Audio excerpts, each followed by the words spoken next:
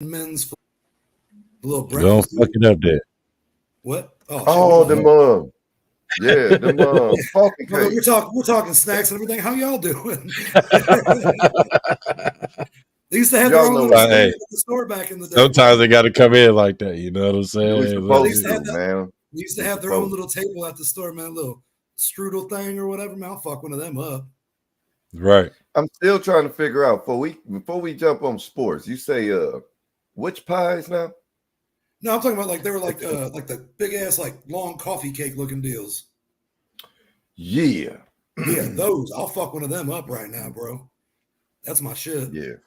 Or they can give Yeah. me one of them Super 8 donuts. You know what I'm saying? Just drop one of them in there. I throw two of them in the microwave real quick.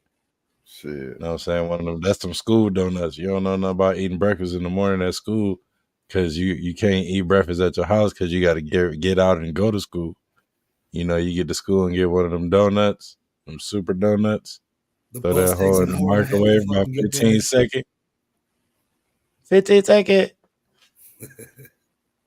Man, Hell what's the yeah. deal, y'all? We in the What up, building, though? man. 3T. Yo, hey, Y'all know y'all what it see? is. Coffee Cake Gang in the building. Shout out to our boys at Edmonds. They're the real Oh ones. yeah. 3Ts, Throw the Towel Sports Podcast.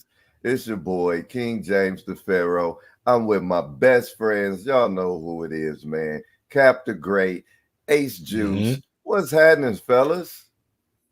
Man, what could be happening, man, but being here with my brothers, man. How y'all living, man? Living my best life right now, man. There's nowhere I else I'd could rather dig be it. than right here with y'all right now. Man, how was y'all weekend, man? Good. I'll tell you what, man. That UFC 296 card we were talking about lived up to the hype. Ooh, we're Most going to get definitely. there. Oh, we're Yeah. going to get there. Ladies and gentlemen, I want y'all to excuse me because my weekend, sports-wise, was terrible besides the Colts winning. Goddamn it, the Pacers couldn't hit the side of a brick wall, man. I'm trying to tell you, they couldn't throw a basketball in a swimming pool. I'm trying to tell you, it was crazy. But as y'all see, my voice is gone because, I mean, we might as well jump right into it. The NBA, I was just at the Pacers game. Pacers finally bounced back, winning one. You know what I'm saying? Finally got one. But Finally. they had a tough stretch. They were on the road for 2 weeks after the brand new in-season tournament where the Lakers they didn't come back home till Monday. Their first home game was Monday, which they lost that one too. Which, being honest, I was talking to Cap about it before the game. I said, "She, man, I ain't feeling too confident about this. Y'all know how it is. You've been gone for 2 weeks. It was you come crib." Yeah, see, and I ain't trying to do that, but fuck with the old lady and see, ain't nothing going That's on. real. Play with the kids, you know what I mean? And y'all know how it is. You've been gone, you wake up, got to go to work. Oh man, Yeah. back to work, and Vacation's that's how they over. look. Back And to the grind. that's how they look Monday. Good thing they was home for 3 days because they flying out tonight. But good thing they was home 3 days after dropping the game Monday. They had a day off on Tuesday. Came back, they played tonight. Tonight they looked awesome. They look like they've been home for 3 days and got some rest. I give it to my boys. They put up 144. They held them to 113. So 144 to 113. That means there was some defense there. Finally started playing defense.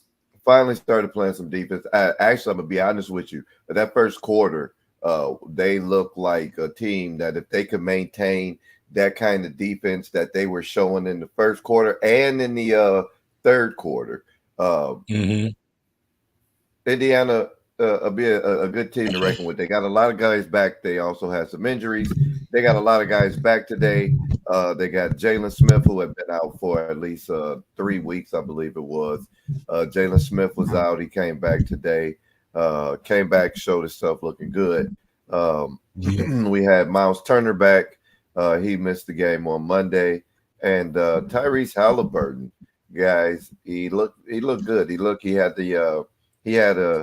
He's been having a bad shot. his shot hasn't been falling, but he doing things, driving to the cup, getting rebounds. You know, the assists, the no looks today were amazing.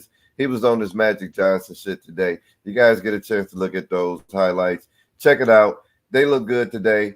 My voice is kind of missing because, you know, of course, it was me that helped them win with my cheering and bringing all the energy. You know, let's go, team. Shout out to my junior. Every time my junior goes to a game with me, it seems like definitely said that earlier today. I ain't gonna forget that you said that. And they pulled it off. So that's what we had going on with the Pacers. That's why I sound like I sound. Before we break down these standings, man, you want to talk a little bit about what's going on with your boys? Your boys pulled one off today, man. Hey, talk about those Boston Celtics, man. Well, actually, I'm gonna tell the truth since we on here now. I'm gonna tell the truth now. I have put in a little parlay. Unfortunately, it got popped on some other shit. But I put in a parlay today, and I had called Cap the Great, and I say, "Hey, Cap, what do you think?" Because the Boston Celtics was plus money going into the game today. Who'd they play? Sacramento Kings. Everybody, y'all know Sacramento Kings. What's going on with them? Sabonis and what's the De'Aaron Fox. So, you know, they're holding it down over there. Sabonis is averaging a double-double. The Boston Celtics went into that game, ladies and gentlemen, without Jason Tatum. So I actually called Cap the Great and I say, "Hey, man, can the Boston Celtics win? They're plus money. I want to put them on my parlay. And, you know, can they win?" I watch them, but I don't watch them like I watch my Pacers. I know he watches them faithfully, so I give him a call. He says, "Yeah, they can win." He said, "You know, I don't know if I will put them on my parlay unless you're going to take the points." He was like, but yeah, they can win. They definitely, you know, he was breaking it down to me. So shout out to Cap. You know, he had faith in his team. Like he told me, Porzingis, he said Jaylen Brown. I didn't do a player parlay this today. I was rushing for the game. I actually, ladies and gentlemen, believe it or not, we work 9 to 5s. I know we look good and we sound good on here, but we work 9 to 5 jobs. So I had to clock in today.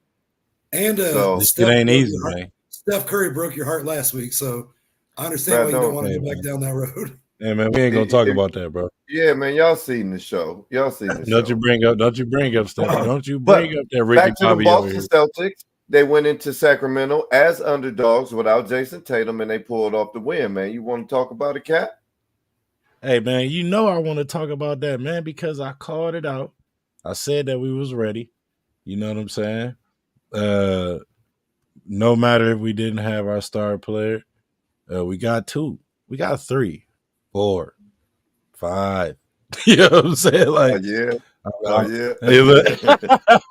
Now, y'all got 5. I ain't gonna go too hard. Star players. Now let's he made me y'all made me want to put my hat on. You know what I'm saying? Let's be realistic out here.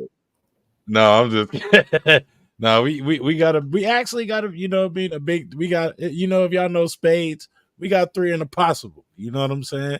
So look, who the possible? We got Jalen, Drew Holiday. Forgot about Drew. Yeah, you like I did that. Yeah. So he new acquisition. He's a new acquisition this year. Yes. It slipped. Mm-hmm. Yes, it's all right. I feel and you. Plus, he got cooked by Tyrese Halliburton. You know what I mean? Tyrese cooked. Hey, and then you're gonna bring that up. You gonna bring up Holiday's a nice piece, though, man. You're gonna bring up last week's newspaper. That's what I'm just saying. And when you talk about Drew Holiday, all I know is him getting cooked and turned backwards and around and left and right. Well, you want to know what? You know what I'm saying? Since we talking about it and you asked me to talk about my boys, then let me run these stats down to you. You know what I'm saying? Yeah, what they look like tonight. What they look like Drew, tonight. You know what I'm saying? Drew was going crazy on them tonight, man. Let me go ahead and bust these Drew Holiday style. We have 5+ players in double figures. Let me repeat that again. 6.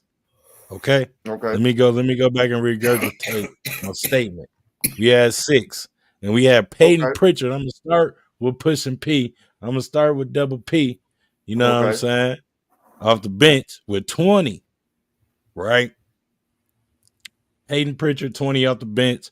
Then we had Porzingis with 25. You know what I'm saying? 24. I'm sorry. We had JB and Derek White with the same at 28. Okay. Oh man, you said that. He called you. You definitely say said that? Derek White was gonna go off Didn't today. I say that? He told me if I was gonna do a player. Now look, this is real shit, ladies and gentlemen.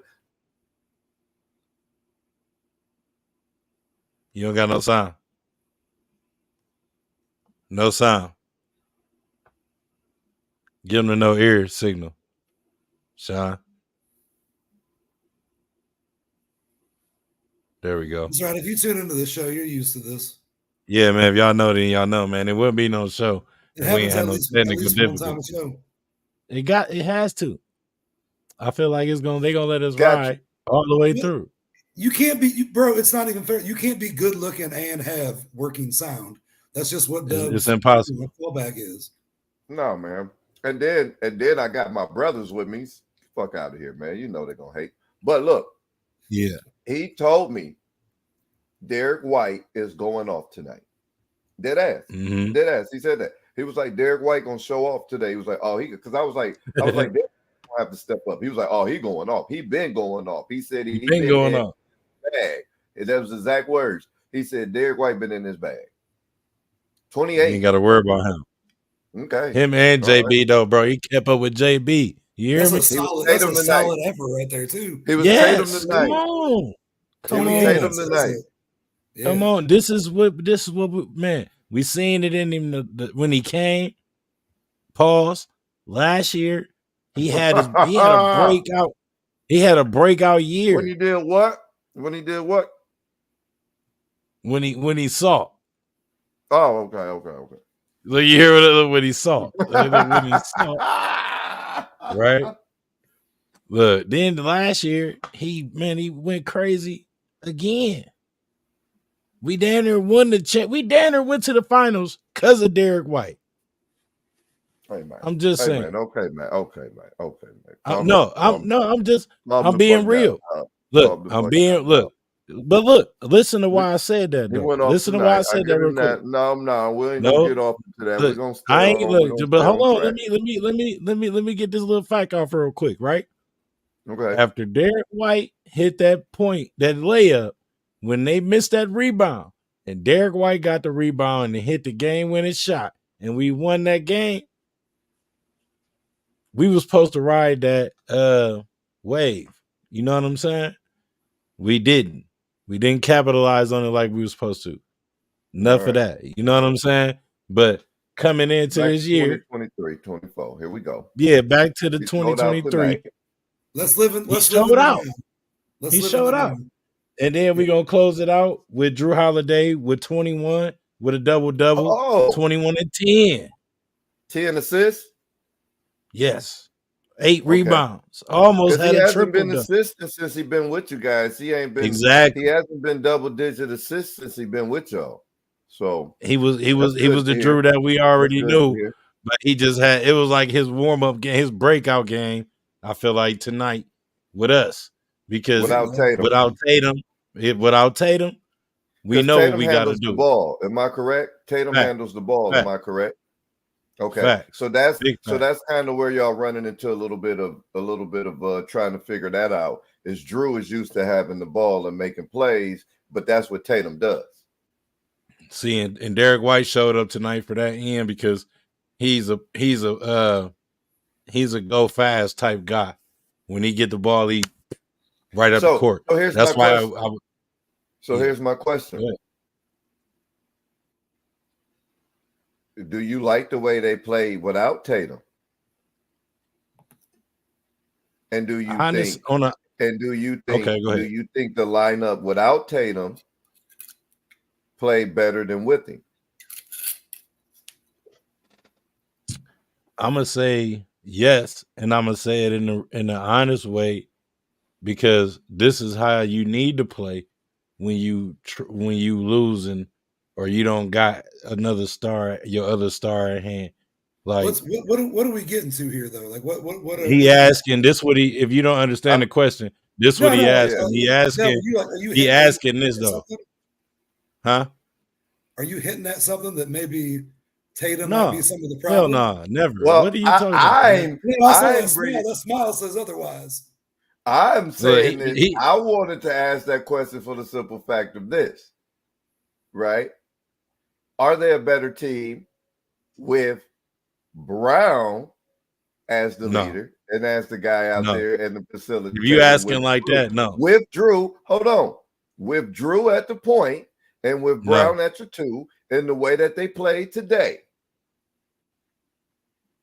do you feel like they're a better team with Brown? Because you just said 21, 28, 28, 20, Yeah. 20. Everybody stepped up with Tatum gone, yeah. But that's what you got to do, right? But I think what When it's your hitting at is, when you got Tatum there, are you saying that Tatum possibly takes away opportunities? Takes away other people's opportunities because he got the ball a little bit more on the behalf of him. Moving I want to make sure we're on the same page. You're not saying that they're better. I'm not saying that we a better team without him, but Yeah. I'm saying when we don't have him, it's even much better because the play. Yeah, because because that'll be like saying if Tyrese, just like Tyrese Halliburton being hurt, we know who got to step up. It's not Bruce Brown. It's people like Buddy Hield. It's people like Miles Turner, which team is already is. You know what I mean? Like Halliburton just turned into a leader. You know, it's already Miles Turner team. Miles Turner just choose to take that back end because he know y'all got the star. Y'all got the juice with him. You know what I'm saying? Halliburton who gonna push the ball up for the Pacers? Bruce Brown, right? Nembhard. Now that once he Nembhard once he come back, right? Actually, TJ right now it's Bruce Brown. TJ McConnell been known. Bruce Brown is actually that's another one. That's another one. Yeah, he actually plays three. Yeah, TJ McConnell has been on a tear. I'm not gonna lie. TJ McConnell has definitely this year. So I can admit it. I've been a TJ McConnell hater, right? For like last year he grew on me, and this is the truth. Last year he grew on me, but before last year he was on the trade block for me, and I was wondering why the hell is we even keeping him? Right? I get it. Energy guy could come in, get a steal, but he couldn't score. Right? He didn't score. I'm not saying he can't score. He didn't score. He didn't at all. That's what he didn't do. Yeah. Last year, Jenny Busick, shout out to Jenny Busick, right? And she looked good on the sidelines. I'd be like, damn, Jenny, hey, happy birthday, baby girl. I want you to know if you're watching this podcast, Jenny, happy birthday to you. I tried to start a birthday chant in Turner's Block, but we couldn't get the birthday chant together for you. But just know, happy birthday, Jenny. And you look good out there. Every time I see you out there, when you get up and I don't know what you be saying, but it be saying like you talking to my heart. You know what I'm saying? Just know, Jenny. Yeah. I'm here for you. Just leave a comment, hit me in my DMs. It's all good. We can go and watch film or something. Just invite me over. Fuck Netflix and chill. We can watch film and kick it. Yeah. Ain't that it? With it. But yo, so Jenny Busick worked with my man TJ McConnell last year, and he started hitting threes, right? I would too if I was working with Jenny Busick. But anyway, right? He started hitting threes. Keep shooting that shot, man. Go for it. Right. He started hitting threes and scoring. Right. And then this year, right, he's been like more of this mentor. I'll go out, I'll show you, good kind of, because he had to take a back row. They gave Nembhard the backup point guard position. So he had to take the back row, but he took a back row veteran. He took a back row, teach you these secrets. You know what I mean? Like, and I've really been digging him. Not to mention he's a coach's son. So he's basketball. Y'all know we basketball state. Fundamentals. And he's that pest. He's our Pacers pest. Yeah. You know what I mean? Like, he's just a little gnat. And I can't stand picking you up, picking you up full Can't court in stand the it. first quarter. You know what I mean? This is the first quarter, and He going for like a Rudy. He like Rudy on the Notre Dame. for Notre Dame. Rudy was Right. offsides for the record. And Rudy was Dude, offside. that's It don't McConnell. matter. It don't matter. He got it right. That's But McConnell. you know who else was offsides? Kelsey. But we'll talk about that later. We're gonna get to I couldn't help it. It was right there. Right. And he did. He was really offside. bow, bow, But, bow. yeah, just subliminal shots, and I ain't got a dog in that fight. But Kelsey was offsides. Anyway, so TJ grew on me, right? So you got Nembhard, you got TJ scoring now. The Pacers actually today, while you were talking about what happened with your boys today, my boys showed out against the Hornets today. We had 6. I think we had 6. I think we had 7. I think we had 6 or 7 in double figures. Y'all had like 7. I think it might have been 7. Yeah, I think we had I'm finna tell you 1, 2, 3. I got Bruce Brown. I got 4, Bruce Brown 5, in my 6. fantasy. We I had know 7. he was Oh, yeah, he we was had in double 7. figures for sure. We had 7 in double figures tonight. Nembhard, Isaiah Jackson. Oh, shout out to Isaiah Jackson. Shout out to Jalen Isaiah Smith Jackson, out. man. I've been waiting on him, man. You have, waiting on okay? He ain't I've lying. been waiting He has. on him. He been calling out Jackson. Come on, Jackson man. showed Show out up, with man. 10. Neesmith, my Yes. boy, Aaron had 19. Jalen Smith in his comeback return had 10. Buddy Hield found his shot. I didn't get to talk about that. Buddy Hield found his shot today, went 4 from 8 from the 3-point line. Finally was a plus 10 while he was out there. That's the first time in the month of December. And He's looking a little bit more like Buddy Hield should look. Period. Fact. Period. Halliburton like had Buddy 19. Hield. Miles Turner had 18. Bruce Brown had 6. Obi Toppin had 6. Everybody everybody played. Everybody that played scored. Even that's what cracked me up. Even my boy James Johnson got in the game. even security. Johnson. Hey, James Johnson got in the game, and it was doing move, and the shot clock winding down, and he fade back. That motherfucker went in. He thought he was back in college, boy. He thought he was back again. And it was funny as hell. He got his 2. Hey, shout out to James Jones too, man. Him and Indiana legend, man, as well. Jeff Teague, man. They run a basketball team. They coach for Pike, bro. If don't nobody know about Indianapolis, definitely biggest city about basketball outside of course, Larry Bird, Fridge Lick, and South Bend hometown, our hometown. So more of them. Indianapolis is like the staple. You know what I'm saying? Oh yeah, a lot of Mr. Basketballs. Yeah, George T.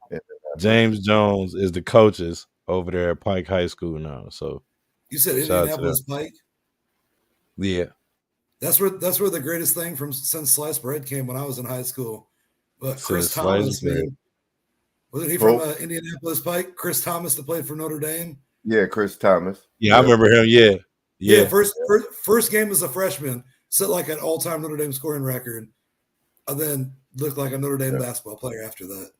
Yeah, definitely. We still love you, Chris Thomas. Thanks for coming and everything. But anybody that comes from the hometown Irish spot, no matter who he is, we always gonna have love for you. So yeah, big game for the Celtics, big game for my Pacers. We go here in the Eastern Conference. Number 1 team, we got the Boston Celtics at 21-6. Number 2, we have the Milwaukee Bucks at 20-7. Number 3, you got the Philadelphia 76ers get back to their winning ways after losing to the Chicago Bulls at 19-8. You got the Orlando Magic coming in at number 4 at 16-10. The New York Knicks at number 5, 16-10. Number 6, you got the Cleveland Cavaliers, who won today at 16-12. Tied with the Miami Heat at 16-12, who also won today against Orlando Magic. Your Indiana Pacers at number 8 at 14-12 got back to their winning ways. And then your Brooklyn Nets at number 9 at 13-14. This is when we drop off to underneath 500. And then you got your Atlanta Hawks at 12-15. That rounds out your top 10. Over in the Eastern Conference and your Western Conference, you got your reigning number 1, still number 1, Minnesota Timberwolves at 20-6.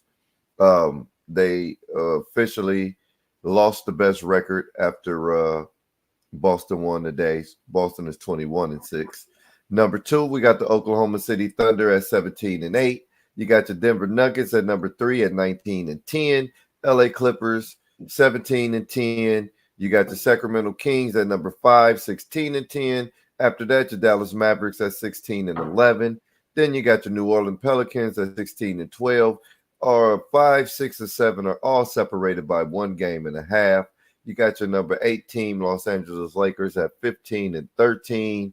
Your number 9, Houston Rockets at 13-12, and number 10, your Phoenix Suns at 14-13. That's Hey, your Phoenix Suns. Yeah, your Phoenix Suns.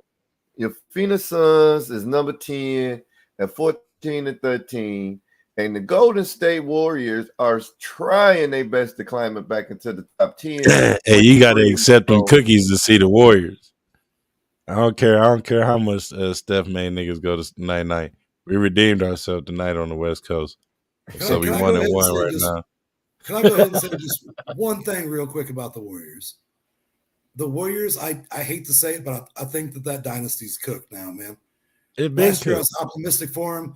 This year I was optimistic for him. With Draymond with that indefinite suspension, they're not looking any better. Steph's been trying, but Steph in this last couple of games has been doing shit that he hasn't done in a long ass time. And I don't think they have that young talent to rebuild. I love the root for the Warriors, man.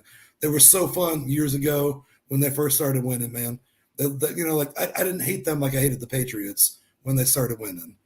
But I think I hate them like I do the Patriots right now. So I think that fall from grace is real now. I think we all need to come to terms with that. This ain't the Golden State Warriors of 4 or 5, 6 years ago anymore. I agree with you, man. I agree with you. They cooked, man. I mean, you talk about things he's never done before. For one, at 20 points that he didn't score, right? Yeah. And then let's talk about his 3-point streak ended at 268 games. The man had hit. Is that what that was? The man had hit a 3-point shot in every game for 268 games. He hit at least one 3-point shot. That ended. Is that the game where he finished with like 10 or whatever too? Yeah. What the fuck's going on there? Steph Curry can get 10 from the line in the first quarter. Something ain't right there, bro. Something's fucked up. And that's because they got Chris Paul. Instead of doing what they really should have did is get a damn big man. Yeah. Stupids. They should have hopped into that DeAndre Ayton trade, in my opinion. Y'all want to bring okay, Kuminga. Yeah, all right. Not DeAndre Ayton. I mean, they had a chance at Porzingis before he signed. Man, they had a chance at with Boston. I see why you would go Porzingis though. Just with they had a chance at him. They had a chance at Ayton. They had a chance at Robert Williams. They had a chance at a lot of people. Nurkic. Hold up, Cody. Say what? You say what? Who, me? Yeah. Oh, I'm not. I know that saying anything about KP is going to set Cap off. We've been down that road before. I'm not going to say anything about Kristaps Porzingis. What I will say though is I would have been hesitant trying to make any sort of deal with him based strictly off the injury history. If you want a big to come in and you want a big that is reliable, in my opinion, he wasn't that dude. So I see why, you looked into it, but you were like, nah, we're good. And congrats to the Celtics. Like, this is working out for them. But if I was a GM, I couldn't have pulled the trigger on that myself. I mean, Cap had a good point. They could have got Ayton also. Ayton was out there at the time, too. They could have picked up DeAndre Ayton. I said I'd have hopped in on that. You know, they could have got Yusuf Nurkic. That's who I was thinking of. Nurkic. Nurkic was out there. I mean, that's 10 rebounds averaging, period. You know what I'm saying? Bro, he can space the floor. You know what I mean? But, you see what he doing for Phoenix?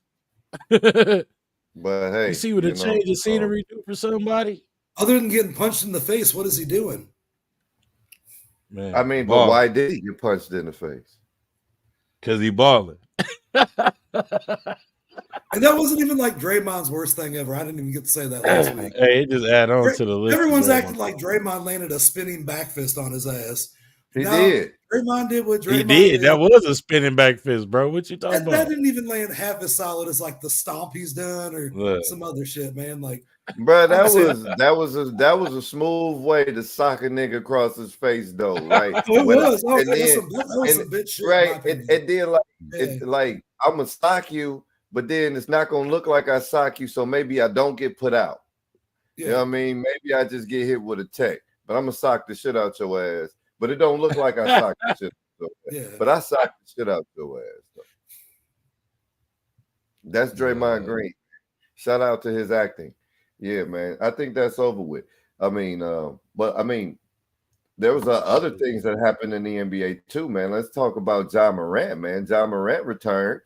You know what I mean? Ja Morant came back, scored 34 points on 12 of 24 shooting, 50%. 50% cap. Did you hear me? 50. The man only missed one shot every 2 times he shot it. So it's going in. He had 6 rebounds to go with that, 8 assists, 2 steals, and then to top it all off, he hit the game-winning shot. ISO hit the game-winning shot. Shout out to Jalen Brunson had ice in his veins. Oh, you said Ja Morant? Yeah, shout out to Ja Morant. My man, you talking about my man. You talking about my man's Ja. You talking about my Ja Morant. Miss on the comeback game. That he was Ja Morant. Yeah, man. Grizzly defender. Ja Morant is back. He looked like Ja, and you know, one thing I did like. You just turned the Men in Black theme song into "Here Comes Ja Morant." They told the story about how during that timeout, Ja wanted to throw the ball inside, and Desmond Bain said, "Nah, take that shit. You get a bucket, dog. You get the ball, 12. And call 12. Y'all know what time it's an emergency. Call 12. You know what to happen when it's a state of emergency. Call 12. Call 12. So you know, that's hard. That's hard. Shout out to Ja. He talking that I kept receipts shit. I don't know what receipts he talking about. Yeah, you know what I'm saying? Because people was popping their lips. People was popping their lips at him. Who was the people?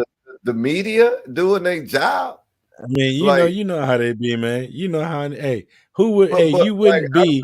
You wouldn't be a good reciprocator if you didn't come back and say something like that after going through what you done went through. No matter if it was something. Nigga, you put yourself in that situation. Exactly. Like, exactly. It's all right. Like, it's who all are right. you talking shit to? I ain't nut hugging, but I'm just saying. What receipts? So look, I'm gonna ask this. Bang bang, nigga, sit your motherfucking. So look, I'm gonna ask this. So look, I'm gonna ask this. Bang bang. So look, I'm gonna ask this to my nigga, brothers. Your ass I'm gonna ask this to my brothers. Then it's fair and square. Then right. What? Now that you say that, right? We about to make a clip right here. So look, how about this? I hope right? it's bang bang 25 games, but yeah. Hey, yeah, it is. So look, watch this. So look. Just imagine if you was on a 9-iron dub and you got Tiger Woods status, right? And then you end up pulling a gun on somebody like Marvin Harrison, and they don't find out until you win the PGA Tour and get the gold jacket, and then get nominated that same year into the whole Hall of Fame, right? And then they pop out and they like, hey. So, ladies and gentlemen, we possibly excuse the news. James, the Pharaoh, got found, you know what I'm saying, pulling a gun out on camera in front of 7-Eleven at a homeless man because he said he was asking for change every time he came to the pull up. You know what I'm saying? Like, that's something I do to people at gas stations. See, look, but then this is it. So this is why. Then it's like, oh damn, my job that paid me millions of dollars said I can't do that. So then I go and I say, y'all know what? My bad. Y'all right. I ain't supposed to be doing that shit because y'all paying me millions of dollars. I ain't gonna do that shit. And then I go to the store and pull it out again. I can't be mad at nothing nobody got to say about me not being able to go play. But you can't say that you're not gonna feel some kind of way. Like, I'm trying to figure out what receipt. He might be talking about players. Nigga, ain't nobody. The media, because the players been far as the waiting on media him to get back, supporting Ja. I've never heard nobody say they don't support Ja or Ja shouldn't come back. And then the media Gilbert Arenas and them was talking shit. Shout out to Gil's Arena. Media. It don't matter. He's an ex-player though. He can talk more and mean more like Gilbert, than the media Gilbert was telling him, man, when I did my shit, I was 28 and I was, you know what I'm saying? Well, nigga, you the face. He was already down there on the way out. You can't do no shit like that. I'm sorry. I gotta disagree with you on this, Cap. I don't feel like there's no motherfucking receipts for him to keep. You did some stupid shit that your job told you not to motherfucking do, and your ass did the shit twice with your dumb ass, right? Now, you want to keep receipts on the motherfuckers that called you a dumbass? You did some silly ass knucklehead shit. You know what I'm saying? Remember when Dikembe told Jordan that he ain't never blocked this shot? When they was in there, that's different. Then then Jordan went out there and blocked this.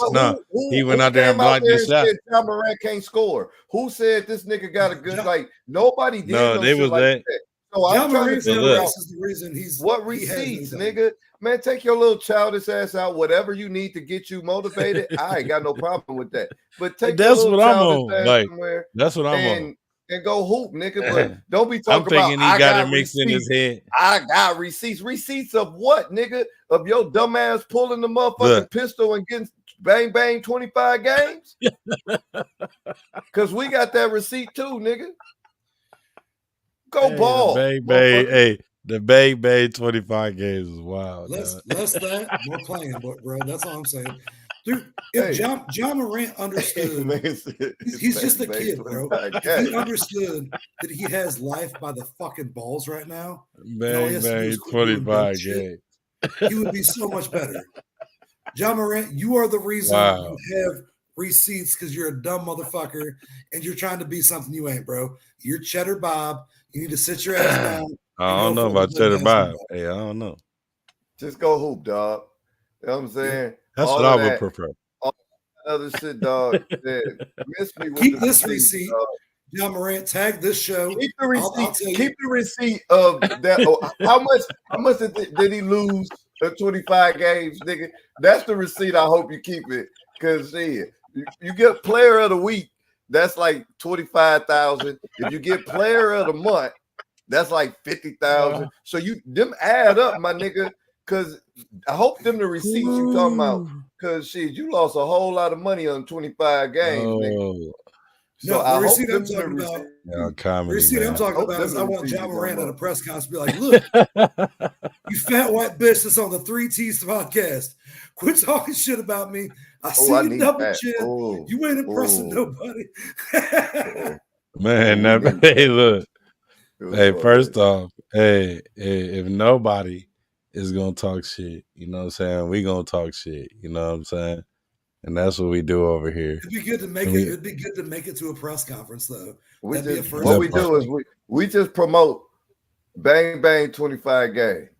That's what we promote. When that motherfucker come here, I'm telling you, when we play the Memphis Grizzlies at the crib, I'm chanting bang bang 25 games. Bang, bang, 25 games. Every time you get to the free throw. Every time you get to the free throw line, I'm going to say, bang, bang, 25 games. Look, he probably gonna run down there just so he can hear him too. Look, I got a Oh feeling. man, I'm down there. I got a Bang, feeling. bang. 25 games, and I'm throwing 3T flyers everywhere. Mm-hmm. I'm leaving. And by that time, I'm gonna be shooting 3T. We gonna be shooting 3T t-shirt guns at the crowd at that time. Bang bang, 25 games. That's what the shirt's gonna say. Go Pacers, bang bang, 25 games, and I'm shooting them out the t-shirt gun. Matter of fact, let me know when that game is. I'll make it for you. Don't even worry about it. Oh hell yeah. So shout out Ja Morant though. Shout out Ja Morant, man. He came back. He did what he's supposed to do. Keep balling, man. Yeah.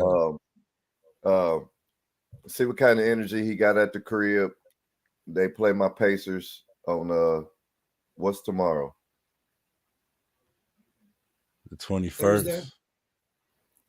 So they're Friday. Hey man, I got some surprise. I got some surprises coming up for the world too, man. Y'all stay tuned. Hey, let's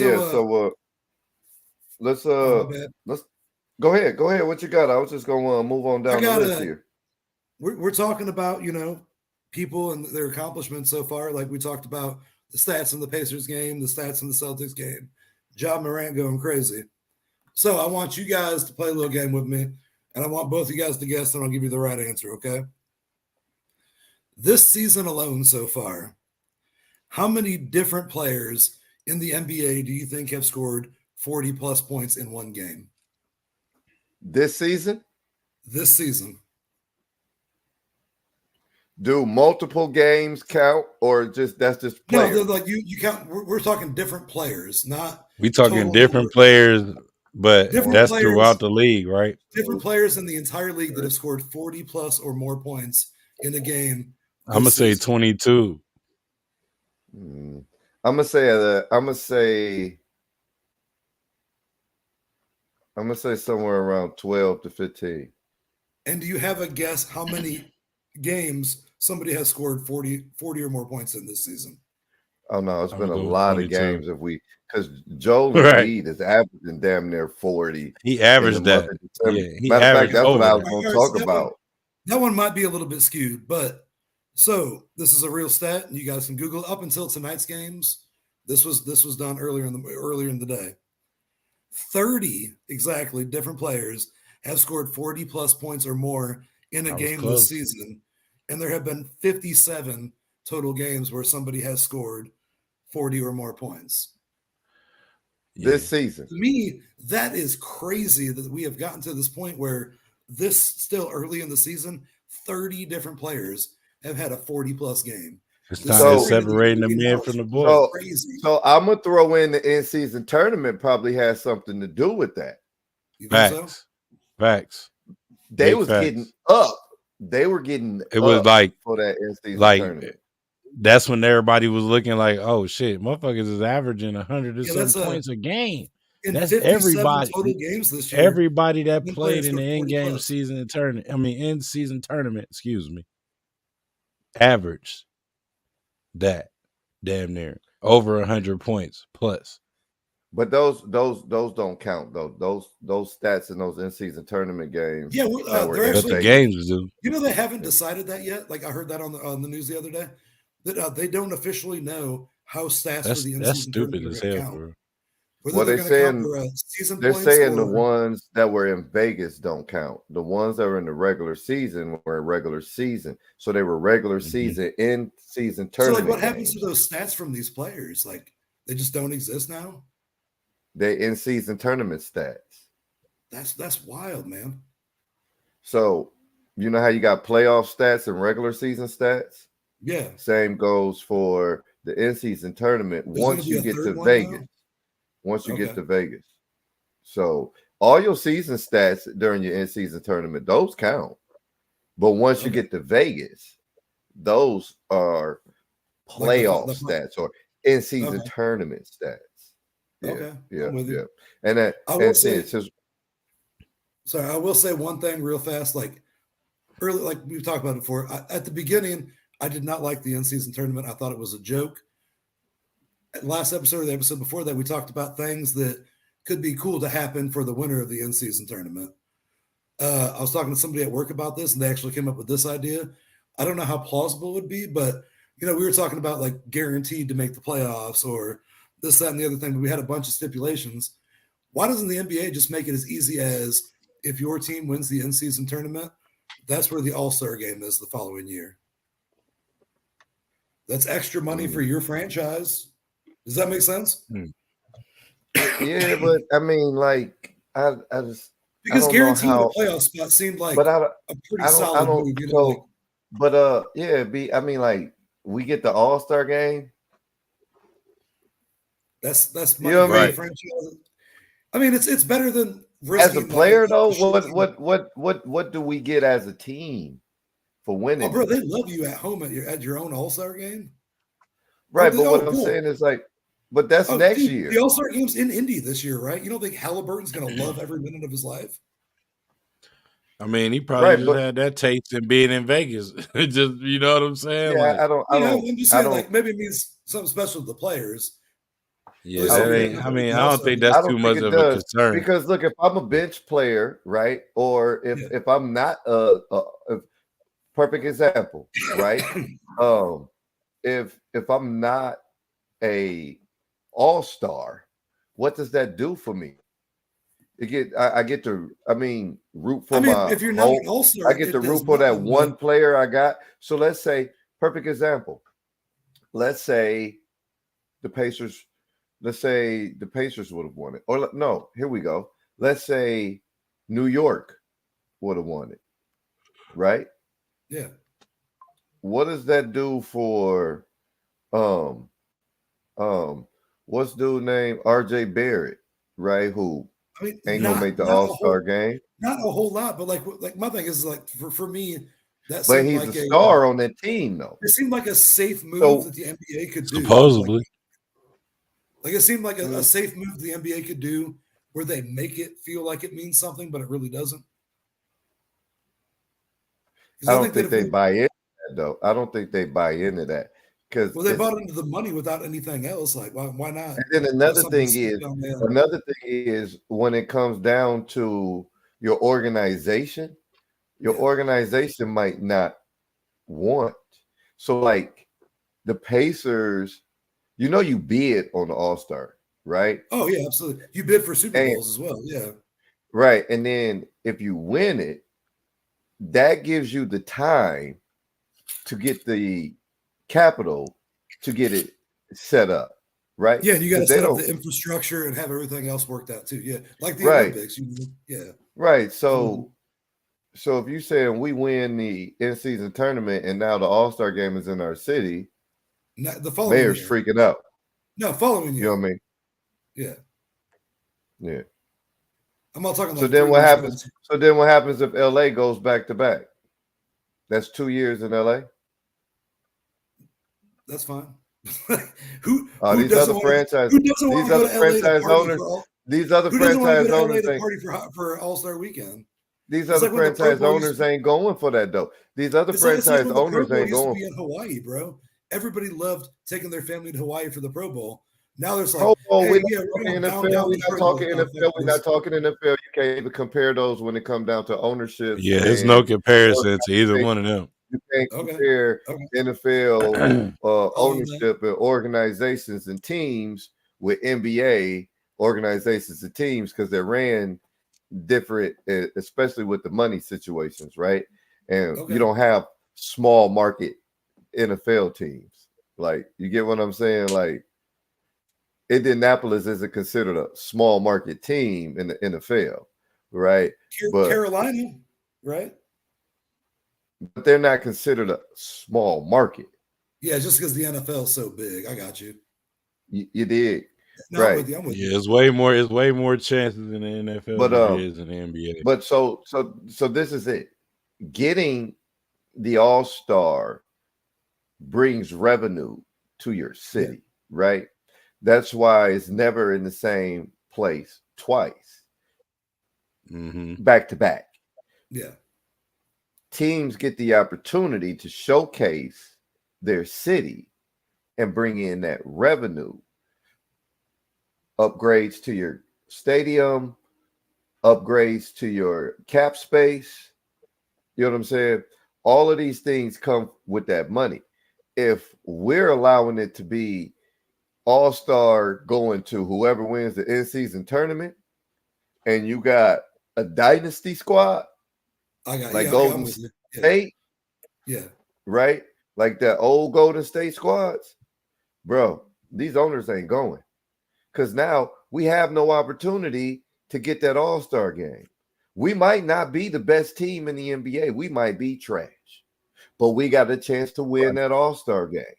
Because we just got a new stadium. Our city is booming. We got the Final Four. You know what I'm saying? Cities like Salt Lake, right? Utah. The Mormons would be taking over in no time if we did that. Yeah. So that's the only reason I would say no to that. I mean, I don't think they would go for that. I mean, it was worth a discussion piece though, right? Like I heard that. I didn't think it was terrible, but after listening to both of you guys, like I see why. Yeah, probably never gonna happen. Yeah, probably never gonna happen like that. Yeah, the same way you can't.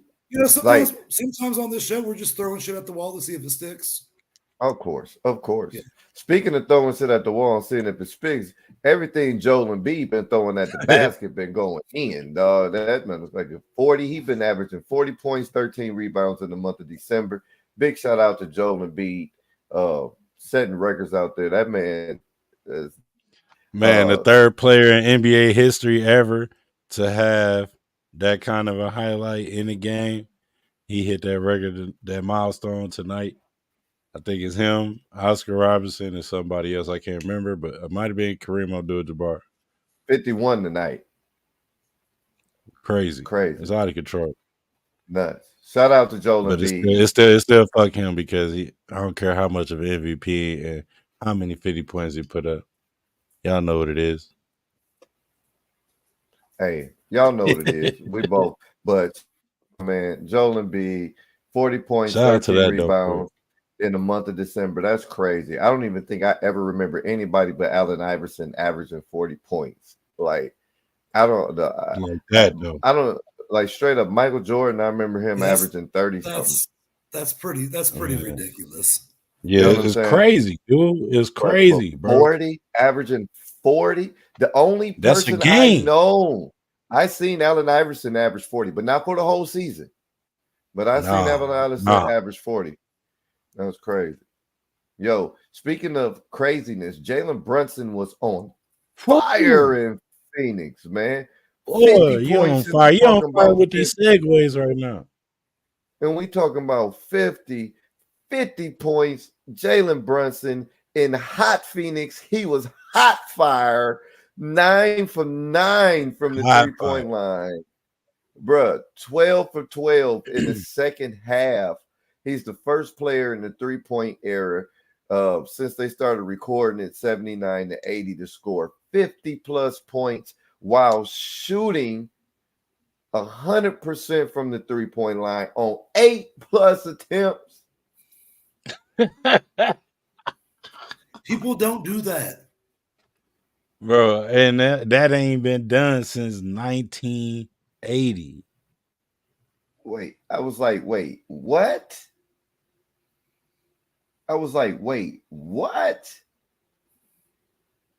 Crazy. Out of control. That's one of them. Go out there and have you a legendary day. The man, y'all want to ask, and y'all want to ask at the NBA if y'all want to ask about these scorings and shit and this shit. No, it's these players. 30 of them scored in this 40 a game in a season this year. That's all I'm saying. That is 9 for 9. Perfect. Man, Ronnie, what his stats say, Dub? 9 for 9 and 3-pointers, y'all. That's 3-pointers. You want to know who else ain't did that? Steph Curry. You want to know who else ain't did that? Klay Thompson. Reggie Miller. You watch your mouth. I'm talking about Reggie Miller. You want to know Ray Allen? This ain't the show to be bad mouthing Reggie Miller. Know, all right? I don't care. I don't care. Since we're talking about 3-pointers, you want to know what else? Ain't none of them you just said did. Made 12 of them motherfuckers like Keegan Murray did the other day, dog. Keegan Murray made 12 3-pointers, dog. 2 shy of the NBA record. Scored a season career high of 47 points in a victory over the Utah Jazz on Saturday night, dog. Y'all heard me right. 12 3-pointers. It's going crazy in the NBA right now with the scoring, man. Klay Thompson's record is 14. He set the record with 14 of them. That's a ridiculous ass number. That's in one game, bro. I know. That's what I'm saying. That's ridiculous. But like, not to mention he was 12 for 12. Not to mention he was 12 for 12. We ain't even gonna leave that out. Get that man all his stats. It's a different 100%. 100% perfect. Perfect from the field. Crazy. Perfect. Crazy. Yo, shout out to the NBA. All the crazy things going on out there in the NBA right now. Just another thing, Luka Doncic. Luka, dog, averaging 36 points. Luka. And 9. What's with you with remixes today, bro? I like that one though. Luka, do what he do. That's his third remix of the day, bro. Luka. Shout out to Cap. He's been out here killing it today. That's off the cap. That's off the cap. He'll come out the triple double on on you. Come what on now. Do you do when he's driving to the hole? Scoring on you just every time he wants to. He can pass the ball and get rebounds too. Don't encourage him. Let him keep going, man. Like, stop this right now. That's fine. You see how you do No, I don't need you adding the second line behind it, bro. He was doing just fine. That was fire though. This needs to be a clip. This was good. Man. Go ahead, man. Keep running those, man. We ain't. I can go crazy on Luka. Anytime y'all want to freestyle, I'm down. I'll just go. Quick hits, man. Quick hits. James Harden. James Harden hit 25K points. He's the 24th player to do so. Damian Lillard hit 20K points. And he got the game ball. He's the 51st player to do so. So they made sure Damian Lillard. Is it the official game ball? Did y'all? Bro, this game ball is getting out of control. Hey, this game ball. Hey, man, I'm an Indiana Pacers. Hey man, I'm an Indiana Pacers fan, man. We don't give a fuck about nobody's game ball but ours. Halliburton did. Fuck your game ball. Hey, how do it be the whole time though? Just starting shit though. That's funny to me. Giannis ran up on Halliburton. Halliburton real quick said, "I'm sorry, sir. I don't know what the problem is here. Let's just be your ball." Hey, sorry, sir. We don't have your ball, but there's another one here. If you would like it, we'll make sure we'll find you one. I can get on Amazon and order you a new one. It'll be there. Pharaoh sent me a picture the other day. Showing me the ball that the Pacers gave him back, Ace. And it was a whole M1 basketball. I said they bogus. It's one of them. The internet don't lose, man. Yeah. That's funny. They infamous. Internet undefeated, big dog. You know what I'm saying? Tyrese said, "Hey, I got 260 million. I'll order you one off Amazon." Listen here, buddy. We don't need any problems today, all right? I'll call the manager. You need to settle the fuck down. That's what Tyrese did. That's exactly what he did. Calm down, buddy. Yeah. You need to calm down. Look here, Buster.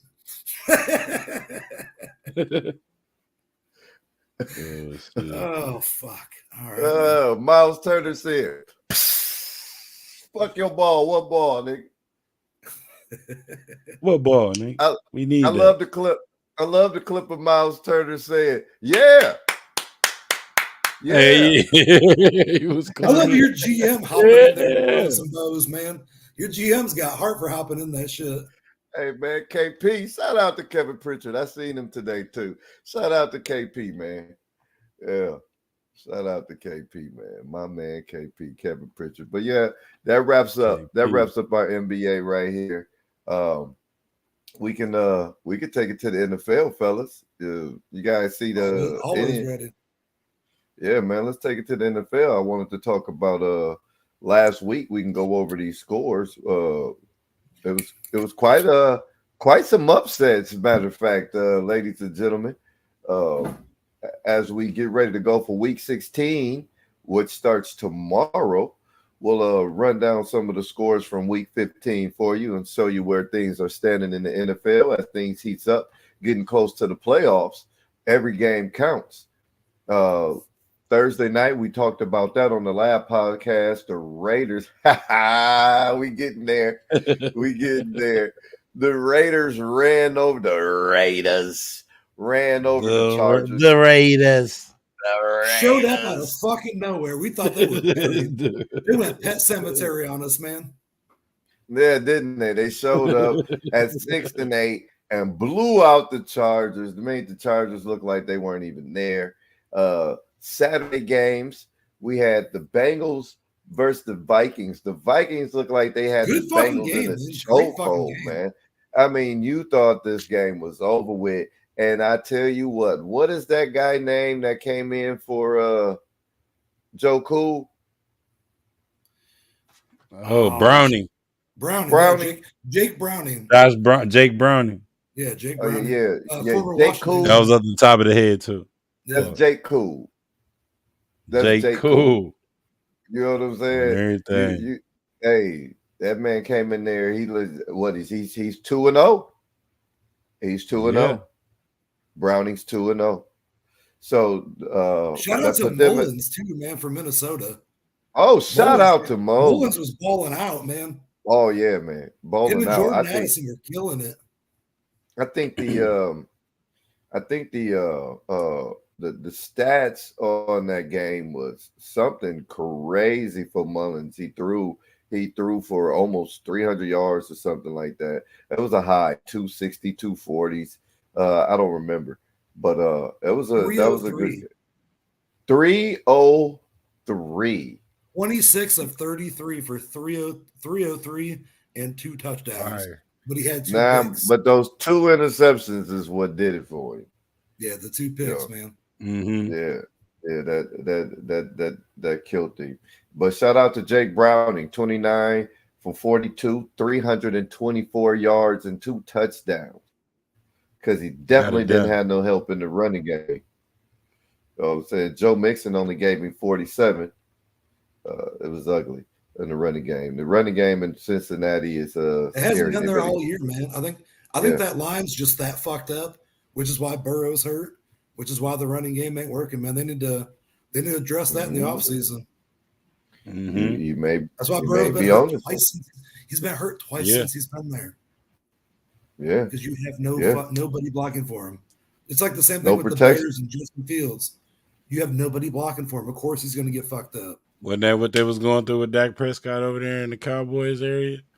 No Cowboys have normally had a decent start though. Like he's had Zach Martin from Notre Dame since he's gotten there. He's a perennial Pro Bowler. Well, you said the key word, Notre Dame. We breed tacklers. We breed blockers. We breed tight ends. And tight ends, baby. Facts. We breed all linemen. We breed tight ends. Facts. And we get a little bit of the running backs. Shout out to the bus. Too, man. Shout out to Kyron Williams. We got some good safeties out there. We got Harrison Smith. We got Julian Love. We got some studs out there, man. Yeah. Oh yeah. So Saturday's games also included the Colts versus the Steelers. The Colts upset the Steelers. Everybody thought the Steelers was going to come into Indianapolis and get a win. Smoke they boots. Not me. I took the Colts, baby. The Colts beat the Steelers. They look good out there also. Yo, shout out to Steichen. Steichen, Coach of the Year. Big Sean. This man is out here winning. If you was to tell me that the Colts would have no Anthony Richardson, no Jonathan Taylor due to injury, no Zach Moss due to injury, no Shaquille Leonard due to being released. Your line's all and we going in the pit and we going into the steel house. and that they would have a shot at winning their division still going into week 16 with over 500, I'd have told you bullshit. I'll tell you right now, like, in my opinion, I think it looks like this week they're about to get Jonathan Taylor back, but that hit that Michael Pittman took last week, man. Ooh. I love me some Michael Pittman. He's a fucking gamer, bro. You got T.Y.'s not there anymore. He finished that game after that hit. Pittman steps the fuck up every soldier. Week, and he got hit. He got done so dirty out there, and he might be playing this week. He's already a limited participant in practice, so. Honestly, man, I wouldn't let him play. I wouldn't let him play. Yeah. Me personally, I wouldn't have let him finish that game. That fucking dude. I wouldn't let him play. Shout out to Pittman. Some heart, some toughness. He's a fucking gamer, man. That was a heavy hit. That was a heavy hit. He took a heavy hit, So shout out to Pittman. They suspended the player too. Yeah, for the rest of the season. Yeah, he's done. Yeah, because that was dirty, But Coach Rowland. Shout out to the Colts. Also, that last game on Saturday, the Lions made the Broncos look like a high school team. Oh my goodness, that was a great game. Definitely a good game for me because I had Jeff Goff as my quarterback in my fantasy league, and Jared Goff. I had him as my quarterback in my fantasy league. He showed out. Detroit at 10-4 are looking like competitors. I'm not saying they're up here with the Niners, but I'm with the Lions, man. Like to me, like right now, they're like the Eagles or the Cowboys. I will put the Niners up here. Those other three are pretty fucking close. It's just which team shows up that week. Bro, they all got to worry about the They all got to worry about the Niners at this point. Oh, when you got Jared, but when you got Jared Goff going for 24 out of 34, 24 out of 34, 278 yards, 5 touchdowns. Yeah. 5. When you got Amon St. Brown getting 112 yards off 7 receptions with a touchdown, 9 targets. You got Sam Laporta getting 5 receptions, 56 yards, 3 touchdowns. You got Jameson Williams getting 47 yards on 4 catches. You got Josh Reynolds getting 41 yards on 2 catches. Bruh, this team. Both your running backs were productive as fuck too, man. Jahmyr Gibbs was 100 yards rusher with a touchdown, averaging 9 yards a carry that game. Lions ain't playing. Right? Montgomery had put in. Montgomery put in 85 yards. Yeah, right. He's 3 yards every 5 yards a carry. Man, those Lions was out there looking good. When that team's clicking, man, there's something. Bro, they held the Broncos to 17 points after putting up 42 on their ass. Yeah. Bro, that was.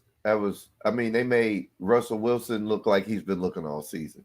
I hate to say it, but 18 out of 32 ain't gonna cut it. 18 out of 32, 223 and 1 touchdown. Yeah, Russell Wilson is not gonna get it done. Russell Wilson is no longer. Let's get dangerous. It's this dude's dangerous. Like having him on your team right now, that might Russell Wilson is dangerous for them, bro. Yeah. Dangerous for us is what they should be saying. And Drew Lock's out there slanging it for the Seahawks when Geno's out. Pause. Yeah. Detroit's looking like the truth. I would like to say, let's see if they can maintain it. Slanging it, he out there slanging. They've been doing it all season. They've been doing it since they came into the season, beating up on Kansas City, first game of the season. So it makes me nervous though that they have a couple weeks where it just doesn't click, and I don't know whether it's lack of communication, bad game plan, or whatever. But there's games like they got blown the fuck out on Thanksgiving. How do you let that happen? Division game. But like I said, they're right there with me with like Eagles, Cowboys, how good are they really? They're good in a lot. Dolphins, man, fuck, dude. Like Dolphins can. We'll see what Dolphins and Cowboys are this week. That's what I want to see is how good is the Dolphins. That's what matters. But Sunday we got. We'll find out this week. Dolphins, Cowboys. It was the Falcons. We had the Falcons. The Falcons lost to the Panthers. Panthers finally picked up their second win of the season against the Atlanta Falcons. That was an ugly ass game. It was really nothing to talk about. We don't even need to talk about that. That game put you to sleep. The Bears and the Browns. The Browns came out with the victory at home. Tough game. If you're a Bears fan, if you're a Browns fan, y'all got some things y'all need to get together. They almost gave that game up. The Browns had control of the game, then they gave up control of the game, then they came back and got control of the game. That's what I think. Joe Flacco had 3 interceptions. 2 of those were tipped. There should have been like at least 3 or 4 more that the Bears defenders just fucking dropped. The Browns offensive line is banged up. There's no Nick Chubb, and David Njoku's been showing out. Yeah, Nick Chubb been gone for the season. Amari Cooper had a huge touchdown. They're still getting other wide receivers back. I don't know what the game plan is here, but with the I said this Cab yesterday. I have to remember, I'm 37 years old. Joe Flacco is 36 years old. So I'm technically older than Joe Flacco. But if I ever ran into this dude in public, I would say, nice to meet you, Mr. Flacco. Because he seems like he's been in the league for 30 fucking years, right? But Joe Flacco is he's been putting in work. You can't have, like, I'm old as fuck. Like, I got a good 10, 20 in the backyard. Then he got a Super Bowl ring? You got Joe Flacco throwing 45 times a game just because you don't have Chubb and the line's kind of banged up. That seems suspect, man. This ain't going to last forever. So wait, to add to that Joe Flacco statement, Joe Flacco is 36 with a Super Bowl ring. Baltimore Ravens, to be exact. Ray Lewis era. Yeah. So that means at one point in time, they was trying to call him an elite quarterback. At one point in time, they was trying to call him an elite quarterback. So that means he was like 25 when he won his first Super Bowl. But the thing is this, you can't be 28 for 44, 374 yards, 2 touchdowns, but then 3 interceptions. What the fuck? I mean, like I said, it could have been 5 at the end of, it could have been 5 easily. I mean, what was your whole point of putting up 374 yards if you just gonna throw 3 interceptions to your 2 touchdowns? Your interception to touchdown ratio all fucked up. You got your math. That's what I'm telling you. The Browns are making him do something that he should not be doing. It's because the throw the ball, play quarterback. Right. The offensive line is that banged up, and they're just not even attempting to run the ball. They're not even trying with Ford and Hunt. We're doing fucking shotgun screenplays and shit that you shouldn't Ford ain't doing shit. I left him on my bench. He up for trades too. If anybody with the playoffs coming up, goddamn shit, I need shit. What was that? What you talking about? You talking about that league I eliminated you in? You ain't eliminated shit. Oh, I did, buddy. No. Playoffs start this week, big dog. Calm down. Calm down, Tito. Podcast league. No, you didn't play him. Calm down. Calm down, crazy. Tito. Yeah, you didn't play him. It's all right. And you beat me that week. No, I played Spencer. You beat Allen on the bench because I forgot to move my quarterbacks around, and I left goddamn Jared Allen on the bench. Shit, that's the reason no, sir. No, sir. Podcast league last week. Teddy Bear Suicide, 134.28.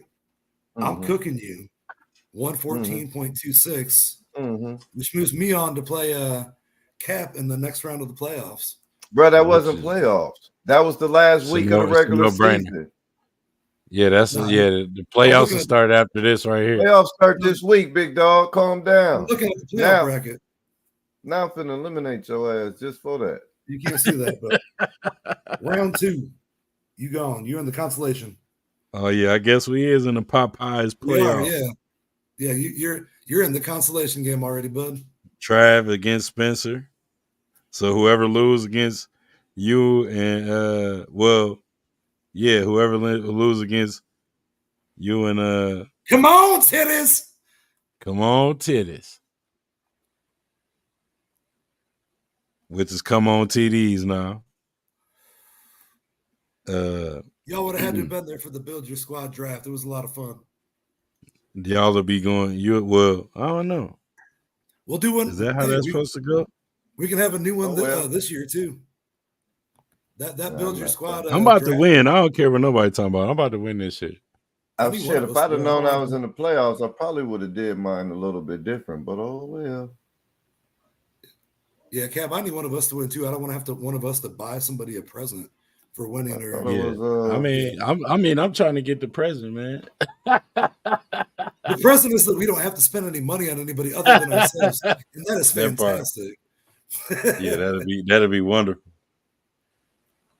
If you're tuning in right now, though, and you don't know what we're talking about, we have a whole Good Synergy merch page where you can find anything and everything related to all this stuff. And also, Cap now has his own business going where we're going to be able to have 3T merchandise available for you. Facts. Also, Cap, have you mentioned our buddy yet this show? Your buddy? Have I mentioned a buddy? Or my buddy? Our buddy. Yeah. Our buddy. The one. Two buddy. You ready to unlock the full potential of your YouTube channel? Try TubeBuddy, a must-have tool for content creators. Supercharge your video SEO, streamline your workflow, and unleash the power of data-driven decision-making. Click now to revolutionize your YouTube game. Try TubeBuddy. We used TubeBuddy on the show too. That was a Cap at the end. Indeed. TubeBuddy. Indeed. Hit the link in the bio right now in the description, and you'll go right to the purchase plan page. And when you purchase the plan, man, it's just showing support, man. We could be on here saying, "Hey, man, donate to this, donate to that," but we not. No. We ain't looking for no handouts, man. We grind it from the bottom, and we gonna continue doing such. And if you want to support, because you love us. Yeah, if you want to support though, Good Synergy. At the $, you know what I mean? $, Good Synergy. If you want to donate, send any kind of love. Other than that, we ain't out here searching for that. We do it for the grind, man. We do it because we love this shit. I do it because once, twice, 3 times a week, I get to spend time with 2 of my friends I don't ever get to see. That's what it is for me, man. I love being on here and just bullshit with you guys. We never know where the night might take us. That's what the hell happened. I should have started Jared on there reading on something. Oh no, he just realized he lost. That's all that was. Yeah, I mean, it wasn't no buy-in. So I was like, I was as competitive as I could be, but I wasn't tripping third graders and hopscotch competitive. So it's all right. You can't be that dude all the time. Yeah, you gotta know when you got to know when tripping third graders is appropriate when it's not. So, yeah, you're evolving as a human being. I'm proud of you. Said tripping alpha. Said tripping alpha ain't for every segment. Yeah, man, triple alpha. Yeah. So, do you have the current playoff picture up by any chance? Oh yeah, man. Let's go over that. You want to take over on that one? I don't have it up. I could pull it up. If you want to, go ahead and talk about it, and we'll let's talk about it when we're after you announce it. All right. Well, as the current playoff picture stands right now, we only have so many teams that's actually clinched their division. Right? There's not many that's actually clinched their division. Everybody else has either clinched a playoff spot, and we're now down to the nitty-gritty. But in the AFC, we got the Baltimore Ravens. They have secured their spot. They are first in the AFC North at 11-3. They are definitely going to win their division. They have clinched. Shout out to the Ravens. No, shout out to the Ravens. We don't got to do all that. Yeah. Ravens 11-3, the number one in the division. Yeah, if they Number one in went the out, AFC, bro. That's saying if they something. went out right now, they will have the number 1 seed. They will have the bye. So as of right now, at 11-3, all they have to do is win out, and they will have the number 1 seed. And they're already Number done 2. playing Cleveland, so However, they play San Francisco. yeah. So this game against San Francisco means a lot because right on their heels at number 2 is the Miami Dolphins. However, the Miami Dolphins at 10-4 plays the Dallas Cowboys. What we were just talking about earlier. It's the game of the week, baby. Let's go. Right? So we're going to see what happens. If they both lose, nothing changes. One wins, the other one loses. Hey, we got a lot of flip-flopping that could be happening. Keep it going. Sorry, I was just looking at the Ravens schedule. My bad. Okay. The Ravens' next 2 games are San Francisco and Miami. So we're going to learn something about the Ravens the next 2 weeks. Oh, they got to play Miami. They got San Francisco and Miami. Ravens got a tough schedule going into the playoffs. They're at San Francisco and then home against Miami. They close out against Pitt. The Steelers they got two of the least. They got two at least of the top 5 teams. Top 5 teams in the NFL right now is the Dallas Cowboys. I hate to say it, but the Dallas Cowboys, the 49ers. Are you going Baltimore by Ravens, or are you going off your opinion? I'm just going off the top of the head, just in any order. You're just naming 5 teams that are good. Just in general. Okay. You know, it could be in any order. It can go to Ravens, 49ers. It can go Dallas. Then you got to put the Dolphins in there. And then it's like a toss-up between KC and man, I don't know why they're not even coming off the top, man. Oh, your favorite team from a couple weeks ago, Philly? I just think Philly. That's what I was going to say, Philly. I think you got to put the Bills in there, man. You can't sleep on the Think Bills. so? They ain't even first in they their didn't division, got their mojo. They didn't got their mojo back. But anyway, let me finish. So number 2, we got the Dolphins.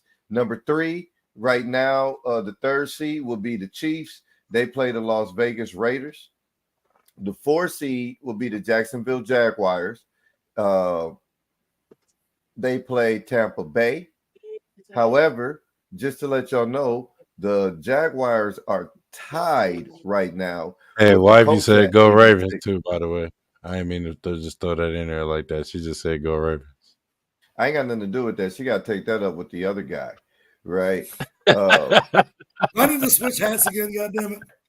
We got the Jaguars at 8-6, who are tied with the Colts at 8-6 at their division. However, the Jaguars own the tiebreaker against the Colts. We got the Browns are at your number 5 playoff spot at 9-5. They second in the NFC North. We got the Bengals at the 6th spot. Because of their win, they jumped up 4 spots because of their win. Jake Browning. They are now at 8-6, the 6th seed. That would be 3 teams from the AFC North that would make the playoffs if they started today. And then the 7th team, the last team into the playoffs right now will be the Indianapolis Colts at 8-6, who are tied at 2nd in the AFC South with the Jacksonville Jaguars. They must win out in order to make the playoffs. The Colts have to win out. They play the Atlanta Falcons this Sunday. Then on the bubble, you got the Texans at 8-6, who play the Browns. Your Browns this Sunday. Then we have the Bills at 8-6, who play the Chargers. So the Bills, the Texans, and the Colts are all right there. However, the Colts own the tiebreaker over the Texans, and the Colts haven't played the Bills. If I may go ahead and say something right now, after this week, I don't see those rankings changing whatsoever. I think all 3 of those teams win. All three of those teams remaining. I want 7, 8, 9. Bills, you went from So you saying you got the Texans beating your Browns? No, I'm saying I got the Browns staying where they're at. I got the Bills. So that means the Texans will lose then. Yeah, no, fuck no. CJ Stroud has had a concussion for 2.5 weeks now, and he's still ain't cleared to come back. You're not doing that. I'm sorry. I'll take so Flacco. Texans lose. So if the Texans lose, that put the Bengals, the Colts, the Bills all at 8-6, 9-6 if they all win. Even the Texans at home, I don't like that. It's the Texans' current quarterback is the Browns' former backup, Case Keenum. Myles Garrett and them boys are going to eat you for breakfast. I'm telling you right now, the Texans don't want that smoke. I don't even think the game's going to be close. I'm betting you the Browns' defense or in special teams scores 14 points, 2 touchdowns between the defense or the special teams. You want to put a friendly 5 on it? That's a hell of a stat. 2 touchdowns. Are you going to put a friendly 5 on it? You want to put a friendly 5 on that? I don't think they're going to score 2 touchdowns. Special teams or defense scores 2 touchdowns? Nah. Maybe 1, but 2, nah. I'll tell you what, I'll take that. Shake on it. Ladies and gentlemen, we are getting the first ever King James Ace Juice friendly 5 ever on Throw the Talks First Podcast, ladies and gentlemen. I've been waiting on that on the low. If you're not going to be confident in your team, who are you going to be confident in? You know? Yeah. That's what I like. I'm glad that ain't my team because I ain't confident in them motherfuckers. Them motherfuckers ain't finna get no 2 motherfuckers. 16, and I'm still here. Don't worry. Hey, when the last time the Browns defense scored 2 touchdowns? Man, week 4 or 5. Don't we'll wait. Week 3. Not too long ago. At least once this season. Not too long ago. We in week 16. You know how long ago week 3 was? Ooh. I do the math. 13 weeks ago. The Colts, just because the yesterday. Colts 13 weeks ago. You know, let's add that up. 13, that's 3 months. It's 4 weeks of the month. We're getting 8, 12. That's 3. It's 3 months. It's gonna happen. I'm telling you right now. If we don't get 2 touchdowns, long shot, we get a safety for no reason. Oh yeah, I got another friendly 5 on that safety. No, I already got 5 on something. We're good. Let's move on from the Browns this week. Let's talk about that Dolphins Cowboys game. Oh man, I think that this is this separates the men from the boys, in my opinion. This is 2 teams. All right, let me run down real quick let me run down this NFC. NFC, you got the number 1 spot as of right now. Number 1 spot is the 49ers, who play the Baltimore Ravens. So we'll see. They're 11-3. Cowboys is 10-4. They play Miami. So here we go. Right, the 2 teams that are 1-2 in both divisions. In both conferences have to play each other. The one seeds in each conference have to play each other, which is the Ravens and the Niners, and the 2 seeds in each conference have to play each other, which is the Cowboys. Mike, I got to go to the restroom. That's crazy. So then, the number 3 spot we have the Lions, who is on top of the NFC North at 10-4. The 4th spot, we got the Buccaneers at 7-7. How do you make the playoffs at 7-7? I don't know, but that's an interesting division too, man. Anybody in that division other than the Panthers can still make the playoffs. In the NFC, you can make the playoffs with an under 500. It's just always been like that. They just trash anyway. At number 5, we got the Eagles at 10-4. At 6, the Vikings at 7-7. And at 7, the Rams at 7-7. In the hunt, we got the Seahawks at 7-7. They play the Tennessee Titans. You got the Saints at 7-7. They play the LA Rams. And then at 10, you got the Falcons at 6-8.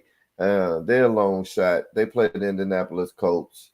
Right now, they got a 11% chance of making the playoffs. 17% chance if they win. It's not looking good for them. Right now, the Saints are 41%. They jump up to 71% if they win.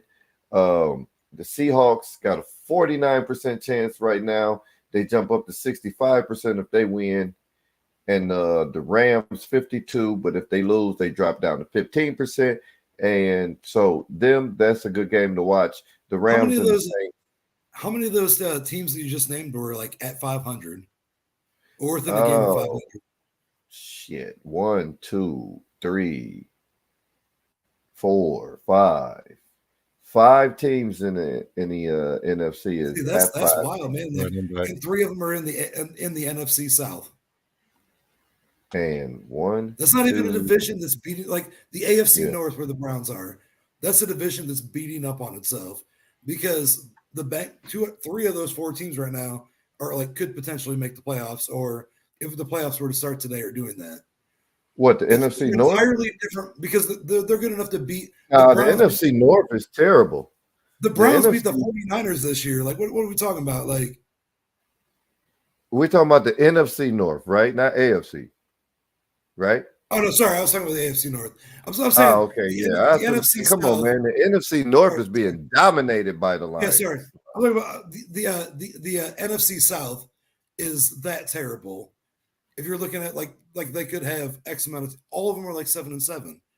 The Saints ain't shit. We don't even know who the fuck's gonna win that one. The Falcons are terrible. How are they even in contention right now? You drafted Bijan Robinson. They're really not. I know, but like everybody is within a game or two in that NFC South. That whole thing's a fucking joke this year. It's ever since before Brady got there, it was a joke. Brady was there for 2 years, and it's a joke again, man. Like, look here, I don't see how that's even a real division. Man. Your AFC North just got good, man. Your Browns have been. What are you talking about, man? Like for the last 10 years, we've had at least 2 teams make the playoffs every year. It ain't been the Browns. It doesn't matter if it's the Browns. It's okay. That division has always been competitive. The Steelers and the Bengals, Ravens. Let's not. Or the Ravens and the Bengals. I'm not saying the Browns are the best team in the division. What I'm saying is that division is statistically pretty fucking good. They haven't been beat up on themselves like the Bucks and the AFC. Come on, man. You know the AFC South has been the toughest division. The AFC South has been the toughest division, except for these last 2 years. But before since Peyton left. What? When you had Tennessee, you had the Colts, you had everybody but Jacksonville was good. And now Jacksonville's starting to get good, and everybody else is fading off. Right, Jacksonville got good, and it was like y'all can have it for a minute. Everybody else needed to get it together. Until CJ Stroud got hurt. Right now, toughest division. Right now, the toughest division is that. No. Right now, the toughest division would have to be.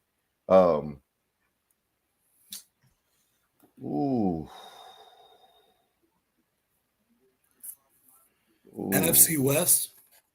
I was gonna say the West, the NFC West with the Niners, the Rams, and the Seahawks.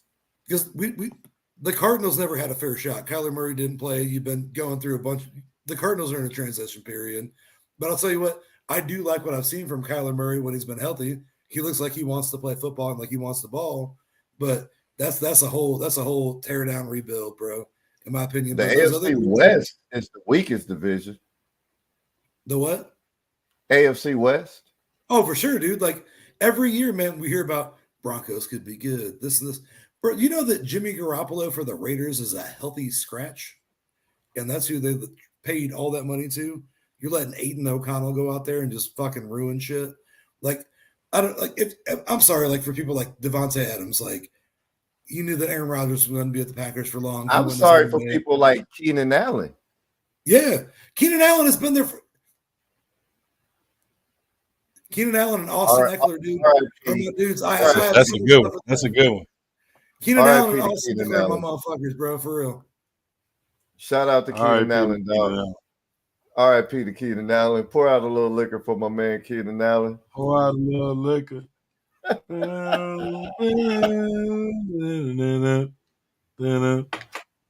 Bill Belichick takes over Bill Belichick takes over the Chargers next year.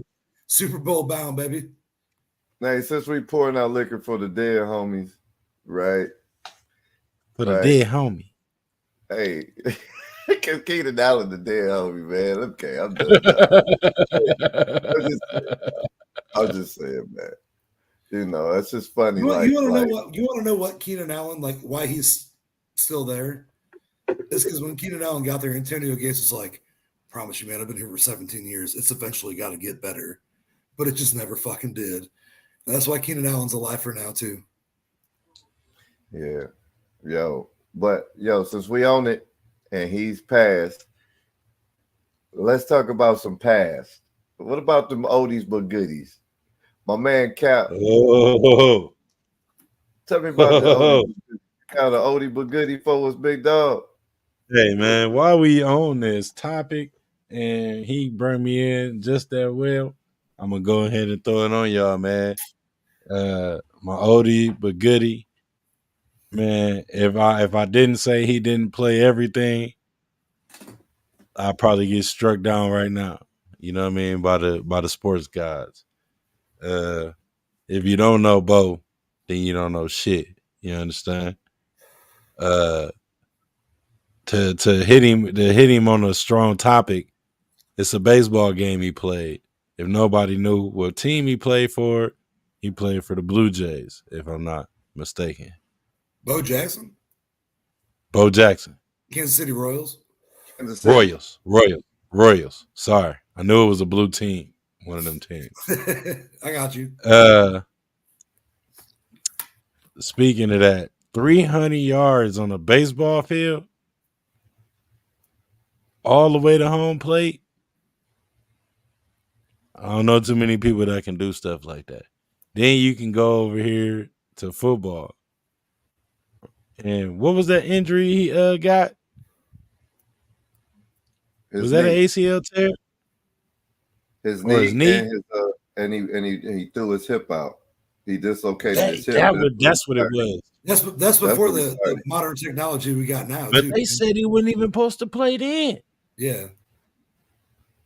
What the hell? When you say freak of nature, I'm pretty sure Bo Jackson pop up. If you ask Siri what a freak of nature is, they're gonna probably pull up Bo Jackson. My oldie but goodie today is the legendary Bo Jackson. Bo knows best.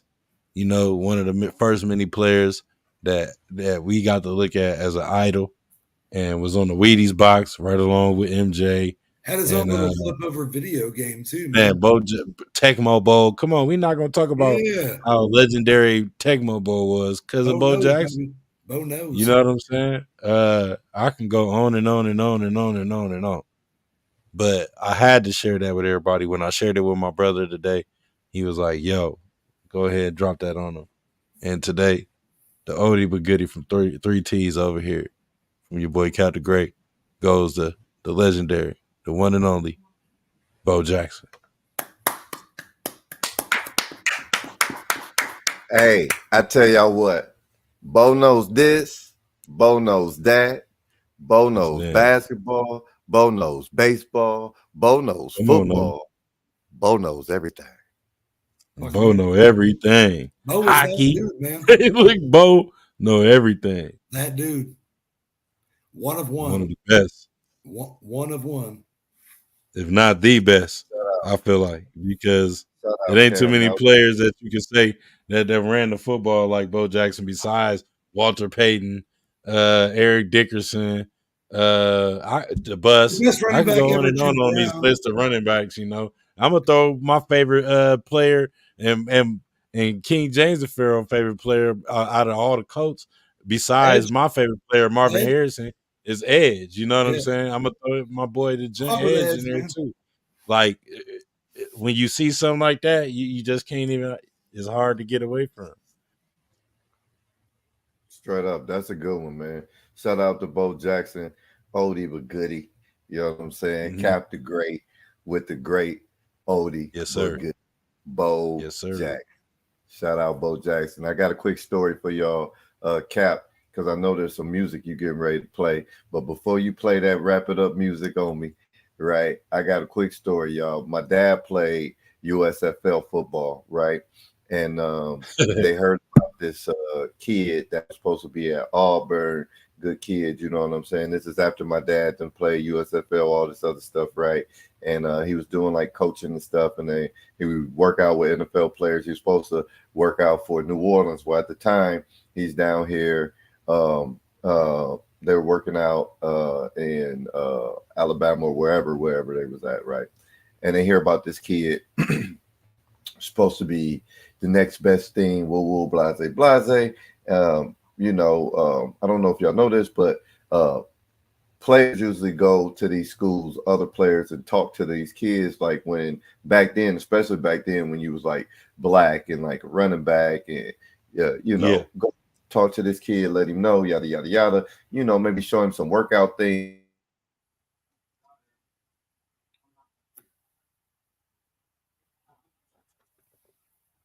Hold on, ladies and gentlemen. He's got this. We got two texts today. Can you hear me now? That's what we gonna start calling them texts. Yes, sir. Yep. So my dad played at Wisconsin. He also played USFL. So they go out here. He was like Herschel Walker. He don't like Herschel Walker. My dad ain't never liked Herschel Walker, right? Yeah. He ain't never liked him, right? He's called him Uncle Tom, right? That punk ass Uncle Tom ass nigga. And right. But anyway. He won Celebrity The Apprentice. Just throwing that out there. Yeah, my dad is let me tell you, it's him and Herschel Walker, that no neck, he called my dad. Hey, yo, I don't want to throw my dad. Herschel Walker ate Snickers. Hey, I can hear Pop saying that right now. Hey, yeah, you know my dad, man. Just know that he used to that no neck Uncle Tom motherfucker. Right. But anyway, they end up down here to go check out this kid and to speak to these kids and get them some running back drills and things that they could do to help them out. Right. And my dad, Cap knows him. He's very good at weightlifting, getting your body tone and shape. My dad looks like he could be a bodybuilder. Right. Really? So that's his thing. Go show him how to lift and all this other stuff, things he's gonna do. They get down there, find out this kid don't know how to lift weights, is what they keep telling them. This kid don't know how to lift weights, right? You have to show this kid how to lift weights. My dad, like, motherfucker's supposed to be a motherfucker prospect going to the NFL, and they don't know how to lift no weights. This kid can't be that good, right? So they can remember, y'all ain't got film that you can just be watching these motherfuckers back then. You can't just pull up your iPad. Like, right? Oh man. You just can't go to YouTube back then. You know what I mean? So they get out here, right? And he on the practice field, and he just outrunning everybody. They gave him the ball, and he hit one motherfucker, boom, right? Then he run to the touchdown. Next time he get the ball, because of the way he hit a motherfucker, don't nobody want to fuck with him, right? So he get the ball. They don't want to run it through. Put that fear in their heart. Yeah, he just outrunning their ass, right? And this is the story my dad told me, right? They're like, oh, this motherfucker, who is he? And he running straight up too. Ain't no leaning forward or nothing. He straight up, just running through motherfuckers, right? So they get to the weight room. This is where they go to meet him at and shit in the weight room, right? And he in there and he like, I don't lift no weights, right? My dad said, this motherfucker look like a man child, right? He said, I'm looking at this nigga like, how the hell you don't lift no weights? He said, the dude looked like a man child. He was just buff for no reason, right? And he was like, how the hell you don't lift no weights, right? And he tell my dad, nah, I don't lift no weights. I lift deers, right? Damn. My dad said, fuck you mean you lift some deers, right? He said, I go hunting and I lift deers and I run up the hill with the deer after I hunt it, right? I run up the hill, I drop it down, I run back up, I pick it up, I run it back down, drop it down. Right. So that's some 300 shit right there, bro. So he would have the deer, he would put the deer like this or like this. He would run up the hill. Yeah, or on his shoulder. He would run up the hill on his back. Yeah. Dead 200. Drop it on top of the hill, run down the hill, turn around, run back up the hill, grab the deer, put it back up, and run down the hill and drop that motherfucker. And that's one. Right? Get out of here. Right. My dad said that workout right now with like my current strength and ability, I'll put the over under plus or minus. I can do half one of them. I ain't doing a full circuit, bro. Well, you definitely first of all, out of my ass. First of all, I'm not gonna get the deer up on my shoulder. So see, that's not gonna. I can lift 200. Both my knees might go out, but we gotta lift this dead deer and not just put the buck in him. I'm not gonna make it up the hill with him on my back. So my dad said they call bullshit, right? My dad said call bullshit. So I start teaching this boy how to lift, right? My dad said, so we're trying to teach this boy how to lift, right? And they wasn't calling him Bo. They was calling him whatever his name is. His name is something else, right? And he was like, it wasn't Bo. That ain't what they was calling him. They was calling him something else, right? Yeah, his name, his real name. I can't remember his real name. And so they got him lifting, right? And he said the motherfucker grabbed him.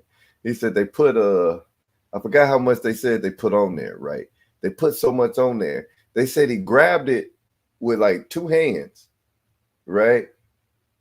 And just whoop, whoop, whoop, right? And then he pulled it down. They said he landed on his back. They said he pulled it down the front like this. Oh, man. He did one of them. And sat up and said, am I doing it right? My dad said I bet. He was holding it. He was laying down, did it like this. He sat up like this and said, am I doing it right? Right? My dad said, and he holding it straight out like that, though. My dad said our jaws hit the floor. He was like, our jaws hit that's the floor. A 101 dude right there, for real. He said the motherfucker was holding. He said it was at least 2 something. It was 2 something. So he was holding that like it was. Not only is he hit him and then sat up with the bro. Do you know how hard it is? He's about to take it home with him, bro. Hey, look, he set up on him like, yeah, am I doing it right? Hey, my dad said when he said he's doing it right, first thing I said was, he ain't bullshitting about them deers. Oh, yeah, he ain't playing about them deer. At first he said, I call bullshit. We started teaching the man how to lift. He took 225, 250, hit that motherfucker, sat up and looked at us and said, am I doing this right? But went back down and sat the he said, oh yeah, shit, he ain't bullshit about them deers. Man, Bo Jack. This little boy is running up and down hills with deers. So it is. See, he said, man, he said, you have to see you had to see it. It's like Bo Jackson was one of them you would never forget. He's like one of them people that when you see that talent, when you see that, you know what I mean? He was like, and y'all don't know my dad, but my dad is no sucker. It's no sucker. College champion in wrestling, state champion in high school in wrestling, football champion, football coach champion, wrestling coach champion, track state champion, track wrestling champion. I mean, track coaching champion. Like my dad he's got them accolades. He's my pops got them accolades. I like to say Papa Van is anti no hoe in your blood. Oh yeah, no. My dad had these two things. Look, it's 2 things. You come in the house, you scratch your knee on, you ride a bike, you fall, you scratch your knee, y'all playing something, you come in the house. But I got one thing to say to you. Is you hurt or is you injured? Is you hurt or is you injured? Right? Now, if you say I'm injured, he say, okay, we'll say wrap it up. We'll get you to the hospital and you're done playing.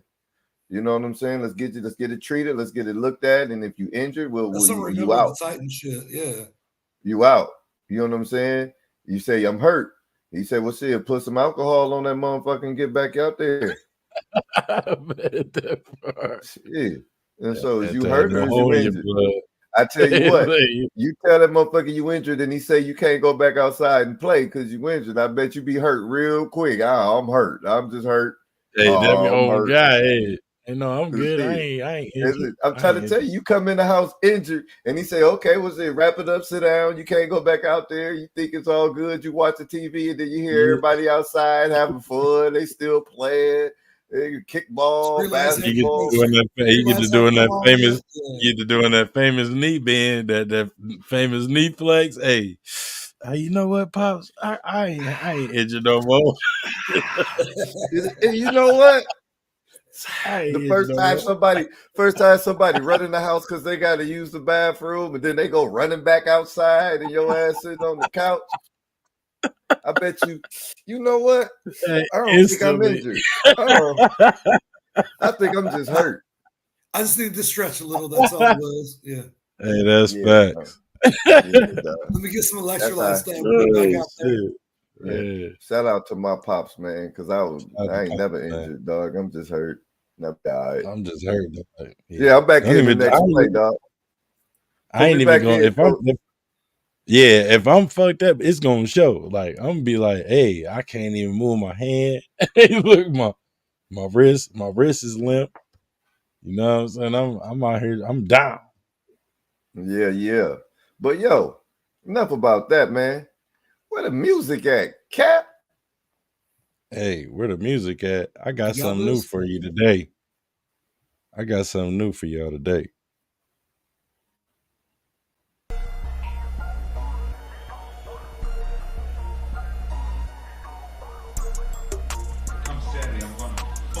That's what we on? That's the parlay music?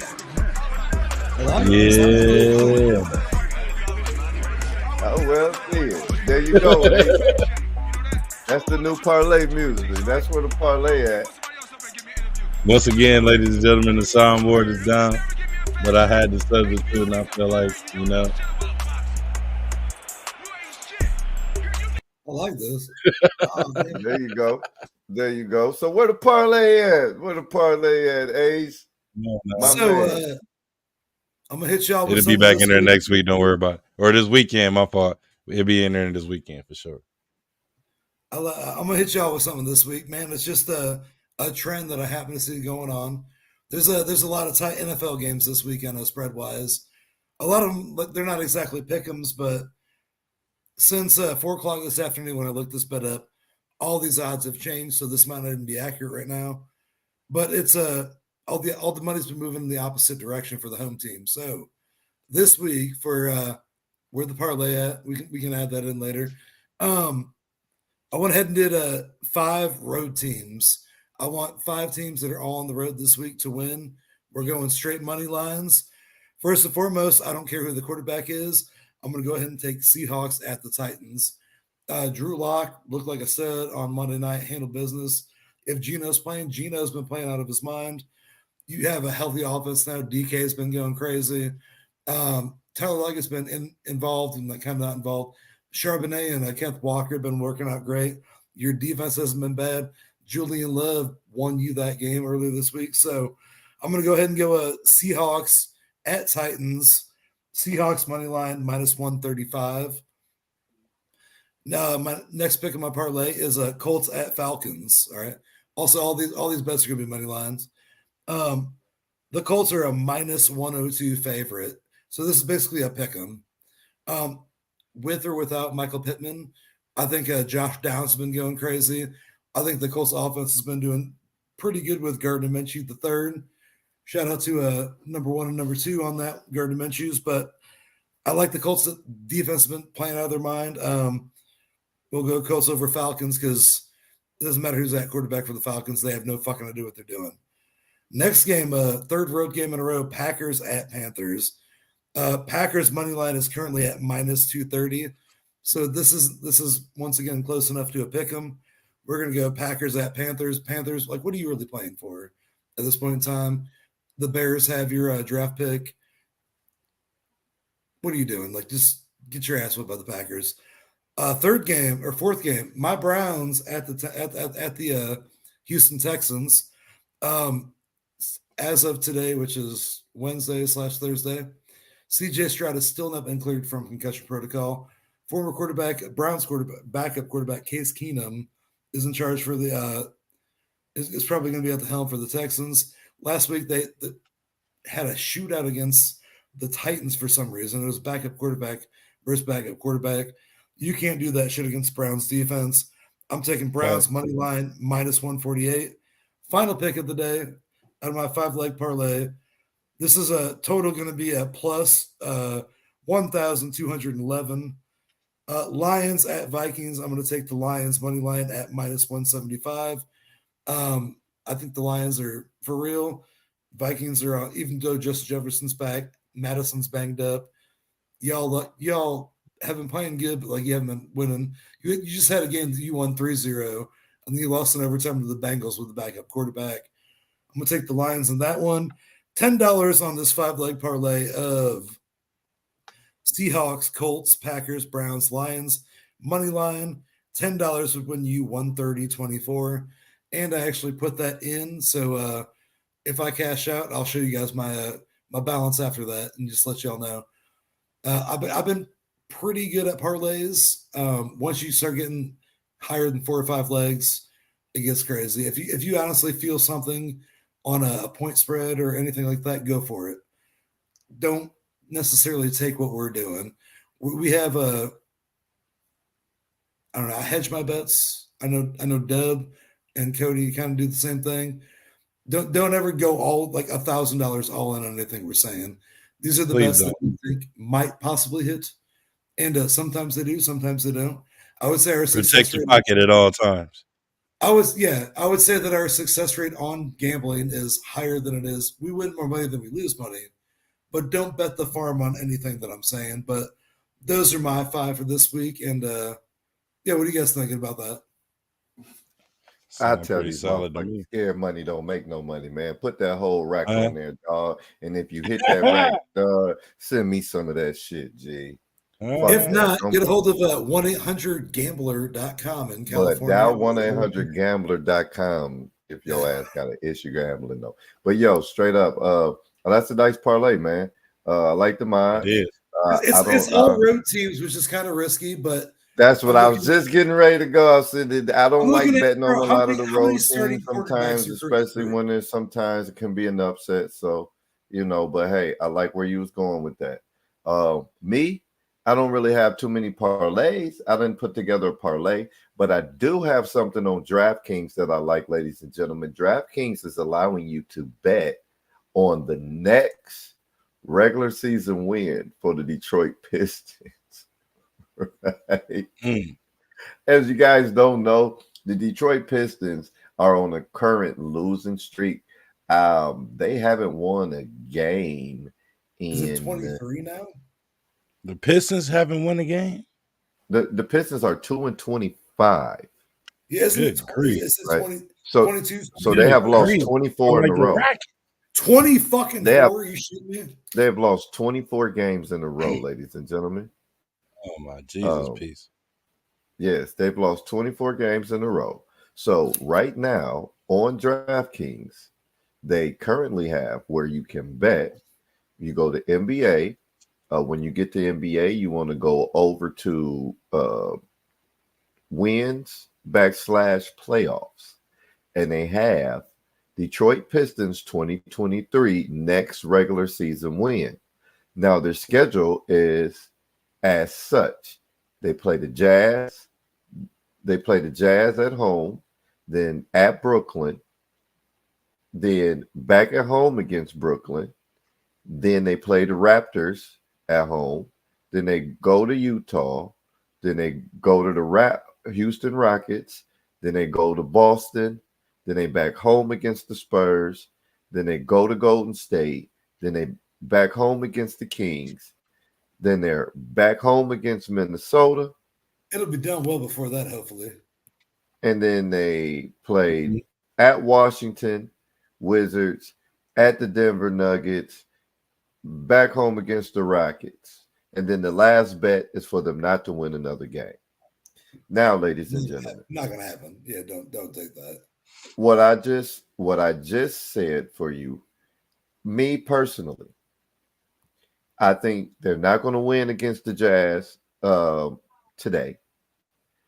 And then they play the 23rd against the Brooklyn Nets at Brooklyn. I don't feel they're going to win that. Then they come back. Next game. Then they come back home to play Brooklyn again. I don't think they're going to win that one. Take that one.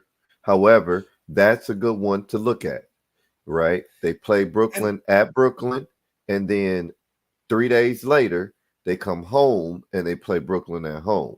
Now, but see, as they lose more, those odds are going to change more and more too. It's going to be worth more or less money on whatever the bet is as they continue to lose. So Brooklyn right now is plus 500 on December 26th. Then on December 30th, they play the Raptors at home. Then they go to Utah on January 3rd. Then they come. Then they go to. Then after the Raptors, they come home and they play the Rockets on New Year's. Right, that's one to look at. Rockets ain't shit. Now on New Year's, they play the Rockets. Now that's plus 2,200, ladies and gentlemen. $10 to win you $200. Right? Then they go play Boston. They're not going to win that. Then they come home to play the Spurs. That's where I was thinking they was going to win. January 10th at home against the Spurs. You think that far down the line is going to be their next win? Did you just hear me say the Jazz, Brooklyn, the Raptors? Oh, Houston, I'm with it, but like the Jazz, they're not winning none of them games. Statistically, they have to win something before that. Maybe the Brooklyn game. The Brooklyn. I was going to say Brooklyn or Brooklyn. Oh, okay, so they're at home against the Jazz tomorrow. They're at home against the Jazz tonight. If they don't win tonight, okay, tonight is plus 100. If they don't win tonight, then they go to Brooklyn. They're not going to win to Brooklyn. Then they come home to play Brooklyn 3 days later. I don't think they're going to win that one, but that's an opportunity. Right? That's an opportunity. Right? Then, right after they play Brooklyn at home, 4 days later, they play the Raptors at home. They're not beating the Raptors. Right? Then they got to fly back out to play. Then they got to fly to Houston to play the Rockets. After they play the Raptors, they fly to Houston to beat the Rockets. To play the Rockets. That could win. They can beat the Rockets at home. That's plus 220. Plus 2,020. Then they can go to Utah, and they're not going to beat Utah at home, but they could. That's plus 1,500. Then they go to Boston. That's not happening. They're not beating Boston at home unless Boston sit everybody. That's what I'm telling you right now. If you have, and then they got the Spurs, which I think they're going to beat the Spurs. So my pick before we get deep into this, and I totally forgot, I got them beating the Spurs January 10th plus 2,800, $10 to win you $280. Is the bet for their next win or just for them to beat the Spurs? Their next win. Yeah, but see, their next win. I love the. I'll take that January the 10th bet. I like what you're doing, but I would have taken. I don't think they're gonna win one of the Brooklyn games for real. Because you understand, like every week. Good luck. Every week, right now. I've watched this team. I don't know if you watch the Detroit Pistons. I'm not knocking you. If you want to take them at home against Brooklyn, but I've watched this Detroit Pistons team twice playing my squad. I've watched Brooklyn a couple games. I don't see them beating Brooklyn. No way. Don't let Cam Thomas come in there. Don't let Cam Thomas come in there with the Air Jordans on. What? Spencer Dinwiddie is on fire. Oh my Jesus! Bro, they play Miles defense. Bridges. You got Mikal, Bridges is getting 2-3 steals a game. Mikal Bridges, my fault. Yeah, Mikal Bridges is getting 2-3 steals a game. Bro, they playing defense out in Brooklyn. I don't know if you noticed. No, Miles Bridges is from Michigan State, right? Man, fuck Miles Bridges. Bad. Yeah, that's my bad. Fuck Miles Bridges. Hey, and when he was at the free throw line, right, today, I got his motherfucking ass and made his ass miss, right? So when Miles Bridges was at the free throw line, they were saying, "Where's your passport?" Right? Because he couldn't get into Toronto, right? So the section was saying, "Where's your passport?" And I was saying, "Lock him up! right? So then it was, where's your passport? Lock him up. Where's your passport? That's comedy. And he missed. Yeah, that's all that matters. Hey, man, it ain't my fault you beating up on your baby mama and shit. Shit, nigga. Yeah, it's all fair game. It's all fair game when you come to Indiana, big dog. Shit. That part. Anything that you might have done that gets put on the news, we on your ass. We on your ass. We knew about it on Facebook 4 hours before you ever made the news, too. So you ain't famous. You ain't nobody. Yeah. So, that's my parlay. Before we head over to the last, that's the parlay. That was my parlay. That's what I'm going with. I'm going January 10th, Spurs plus 2,800 for Detroit to get their first win. I'm gonna take that with you. Like I said, let's get it now though, because every game that's a good day. The odds are going to get so much worse moving forward because the odds are the Vegas is going to be like they eventually need to win one. The January 10th is the best day in the world. That's the best day in the world. Hey, you see what I did there? I did there? Yeah. I'm glad somebody caught that. See what I did there? Right January 10th on my man Cap the Great's birthday is the day that Detroit is going to win. That's another reason why I said very enticing. I'm going to take that with you. Yeah, straight up. Shout out. So that's where the parlay at, ladies and gentlemen. Y'all heard it here. You got your NFL boy. You got your NBA boy. And that's what it is. Ladies and gentlemen, now it's time for the meat and potatoes, the thing that we all like, or we love being here for, which is Throw the Towel Sports Podcast. And last weekend, we had UFC 296. We talked about it on here before. Now we're going to dig into the meat and potatoes. And I'm going to tell you what. I'm going to allow Ace Juice to handle this one. Ace, we talking UFC. You told us what to look for. You told us who was going to win. How did that turn out, big dog? He was on that. I'll be honest with you. Every fight that we talked about, other than one, I called on this entire card, and I got no, other than Shivkat Ramen Noodle that nobody knew. I think we all did pretty good as a collective, man. But we want to go through some of these fights real fast. And that boy Shivkat is a bad mamma jamma. Oh man, Shivkat Ramen Noodle, absolutely. Man, Shivkat Ragnarok. Let's go ahead and look at this real fast. We briefly touched on Cody Garbrandt versus Brian Kelleher. Cody Garbrandt looked like the old Cody Garbrandt. That was a lot of fun to see as a UFC fan. That was that right hand knockout. Yeah, dude, Cody Garbrandt did a walk off, bro. You don't see many people throw a hand and then go to the ref and go. Yeah, right. Go get your guy. That's exactly what Garbrandt did. He said he's out and walked away. Like it was something special. It was cool to see, but he was out. I'll give him that. I would have smashed that dude's brains in if I'm Cody Garbrandt and trying to get ranked again. That's not me. I think Cody Garbrandt's future is in not PFL or anything, but I think bare knuckle. I'd love to see a dude like Cody Garbrandt versus current like baddest motherfucker champion in bare knuckle. We might have to kill the music. We getting some delay. Cap.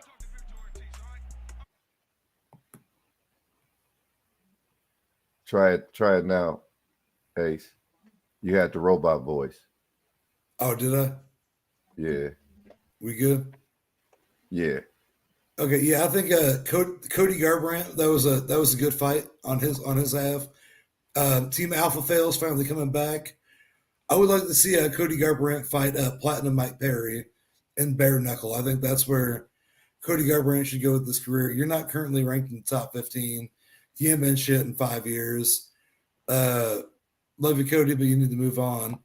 Looking at the rest of the card, I told you Justin Kobe was a tough motherfucker. Alonzo Menfield knocked him out. That was a whole thing. I did pick Bryce Mitchell. This is the one fight that I lost that we called. Josh Emmett knocked his ass out. You did. All the way. I wish we could picked Bryce Mitchell, and he got his ass slapped. No, I told you that Bryce Mitchell should be able to wrestle with Josh Emmett. Bryce Mitchell came out and tried to box with the dude that could knock his fucking face in. And honestly, prayers for Bryce Mitchell. I'm not sure how he's doing nowadays. I know after the fight, they never sat his ass down in a chair. Dude had like 2 or 3 seizures, like not dogging Bryce Mitchell, like for real, like prayers for Bryce Mitchell. You don't see motherfuckers get knocked out like that. Bryce Mitchell got knocked first the fuck round out and had first round he slept. A couple of seizures on the ground. Like my dad's epileptic. I grew up with like dealing with seizures my entire life. This dude got hit hard enough. They brought him back to life, right? And then he woke up and had a seizure. And then he had like 2 more seizures due to that much brain damage from a punch. It was for real, like right there, right in the middle of his shit. Like he got hit right in the processor, bro. Why he was trying to fight, like stand up with Josh Emmett, like I talked about last week. If he would have just taken his ass down, he possibly could have won. He was trying to go southpaw on this dude. He's never done that before in his career. He tried doing a bunch of shit and got hit right in the processor and is reevaluating his life right now. And hopefully Bryce Mitchell is okay, but Josh Emmett is that dude. We learned that this week, I believe. Moving up the card now that we're talking about it. Tony Ferguson versus look what I can do. Your boy. Yeah. Hey. Paddy Pimblett. Look what I can do. Cornrow Patty. Oh man, I wish we could post that picture. Maybe we can do that in like the post-production.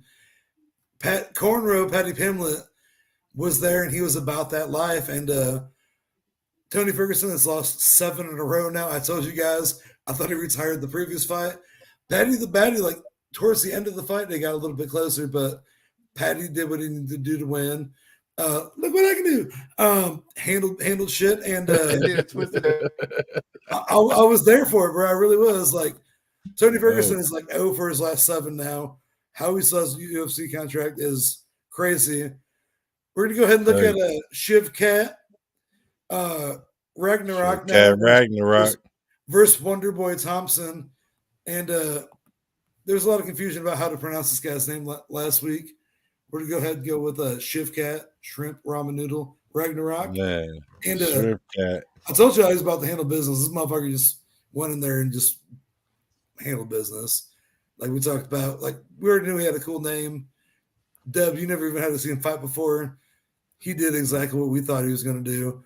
And handled Stephen. Dub actually picked him because of his name. he saw the show, man, for real. Yeah, then, when he seen Shrimp Cat, it was over with. Now I'm we got into the title fights. I told when everybody I seen he was the dude.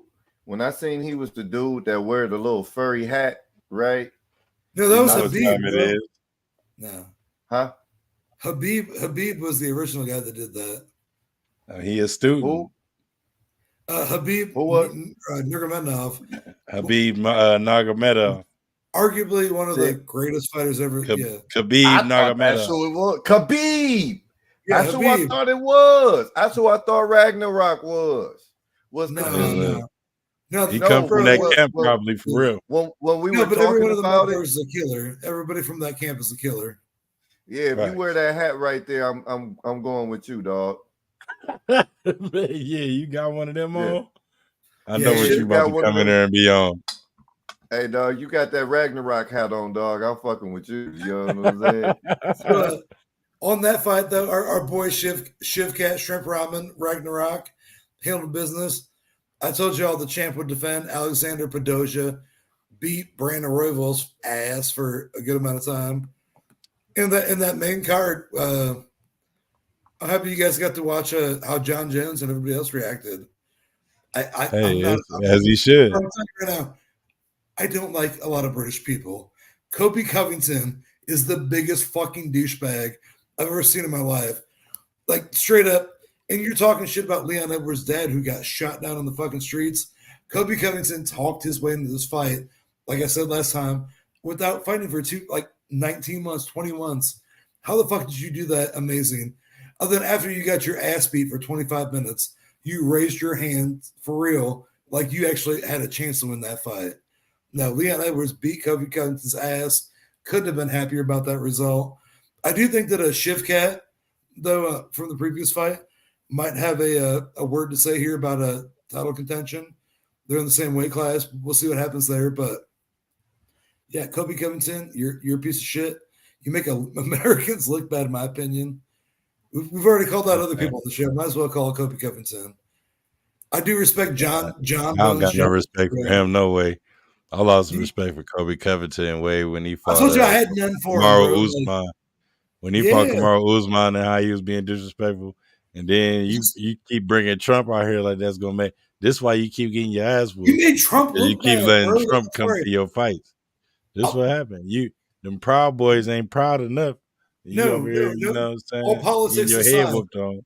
All politics aside, you just made Dana White and Trump and everybody else look like a piece of shit because you're that dude that's up there just talking all day, and you did. Well, I mean, that's how you look. See, the key is that's who Kobe's been his entire career. The key is in UFC. Absolutely. The key is in UFC is about selling, bro. He does that. Look, the key is in UFC is about selling, bro. If we seen what Conor McGregor did, he ran his mouth until he got that bitch punched in, and he still was talking crazy all the way to the floor. Why? Because that's what sells. You know what sells. It's all about that. Kobe Covington is the poor man's Chael Sonnen. And Chael Sonnen is Kobe Covington. Look, man. So y'all might not like this, but I'm ace at USC to what he is to boxing. All right. Yes. So look. Fact. Admittedly, yeah. So y'all, maybe y'all could correct me here, right? But he may be a piece of shit, but he sold the fuck out of that damn fight, man. he sold the shit out of as a boxing fan, right? And I'm watching this motherfucker. That's right? What you're supposed to do. Then what? Motherfucker told him shit. I would take your ass to hell if we can say what's up to your daddy. And say what's up to your daddy while we down here. Yeah. Nigga, I'm tuning in. Nigga, I want to see this fight, dog. Right? Then he came to the ring. Before we leave this did you see how he came to the ring? Yeah, he came in there with the Thomas Jefferson fit on, the George Washington fit on, and the music. Bro, man, he's a troublemaker. Kobe Covington was it might be trash, but he had one of the hardest entrances I've seen, dog. Yeah, that's one of the coldest. That's all he had, though. He should have for the entrance, not the fight, bro. It don't matter. That's how you look, man. Look, like I said, I am you to the UFC to what you are to boxing. So I really don't even give a fuck about that fight. Yeah, he got his ass whooped, he got his ass whooped. But he sold the shit out that motherfucking fight, dog. Well, look, I'm gonna sell this segue. I tuned in because, bro, I tuned in because of Kobe Covington, not because of Edwards. Yeah. I didn't tune into that fight because Edwards is one hell of a fighter, and he's going to. He didn't sell none of it until that point. That's not why I tuned into that fight, dog. Yeah, I tuned into that fight because Kobe Covington tuned me in, bro. And then with the whole Donald Trump thing, you wanted to watch him get his fucking ass whooped, right? But that's what he wanted y'all to do. He did his job. He's a fake ass Chael Sonnen. He's a fake ass everybody else. I'm gonna take this segue into this next section like this. I'm gonna take this segue into the next section like this and putting this example on you, right? Think about this. If you didn't see in one of the most hype fights of 2023, right? Rolly Romero. No, don't go to boxing. No, fuck that. Nope. We ain't going to boxing. We ain't going to boxing. I'm just boxing. I didn't say that, but it's a comparison. It's a comparison. It's a comparison. It's a comparison. I'm not automatic. I'm not going over. I'm only using it as an example right now. That's why I said before we go into the next subject, I'm going to use it as an example before we get there, which would be a perfect segue, right? And I'm going to say this. Rolly Romero versus Gervonta Tank Davis.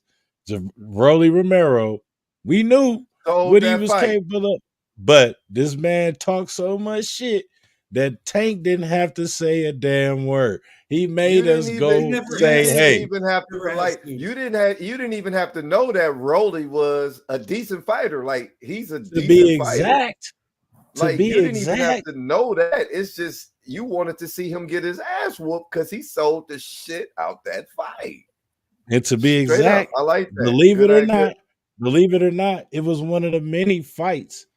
I ain't gonna say it in a discriminative way to the people, but we paid for this. Okay.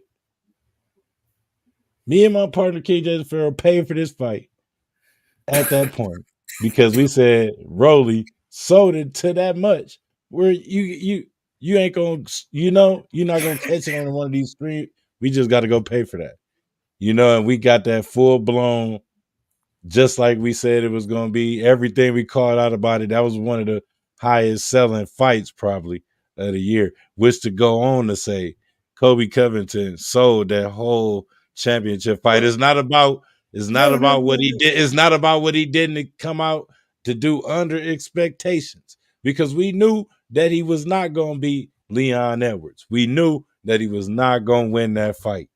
But I did expect more out of him, like, because from what I heard, he was supposed to be on motherfuckers like white on rice. He's supposed to be this unorthodox fighter that just don't let up and shit. Like, I didn't see none of that. He's King Cardio.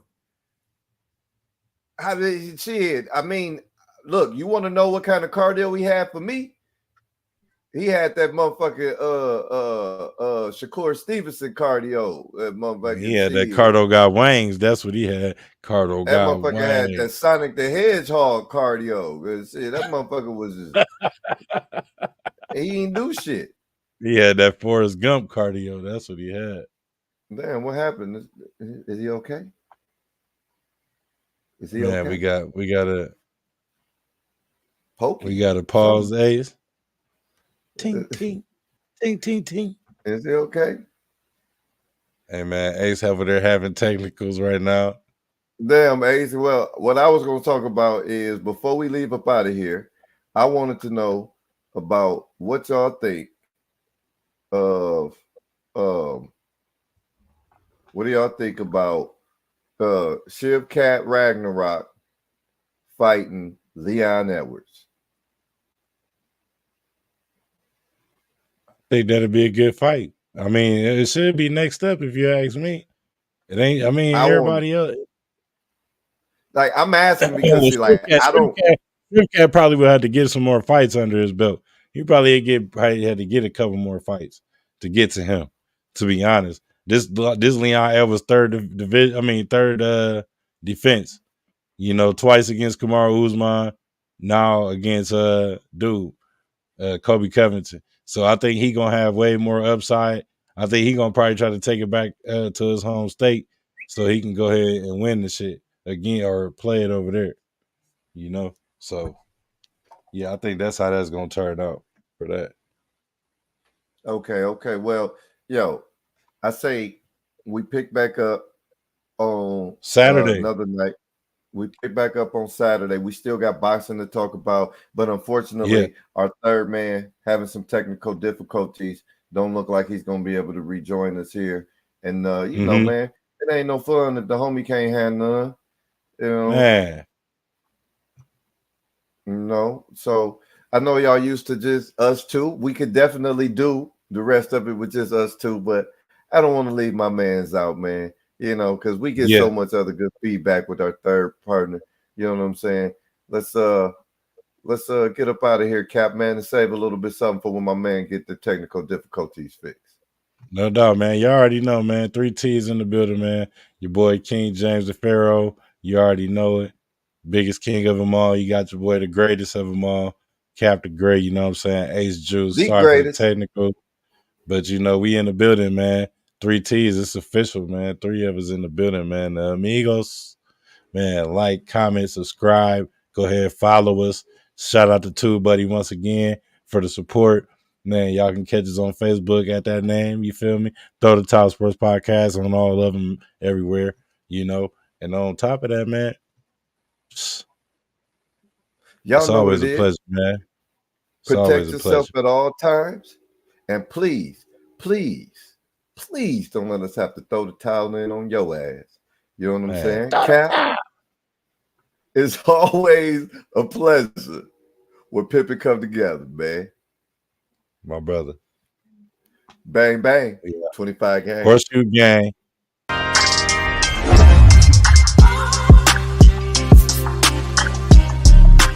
Vikings.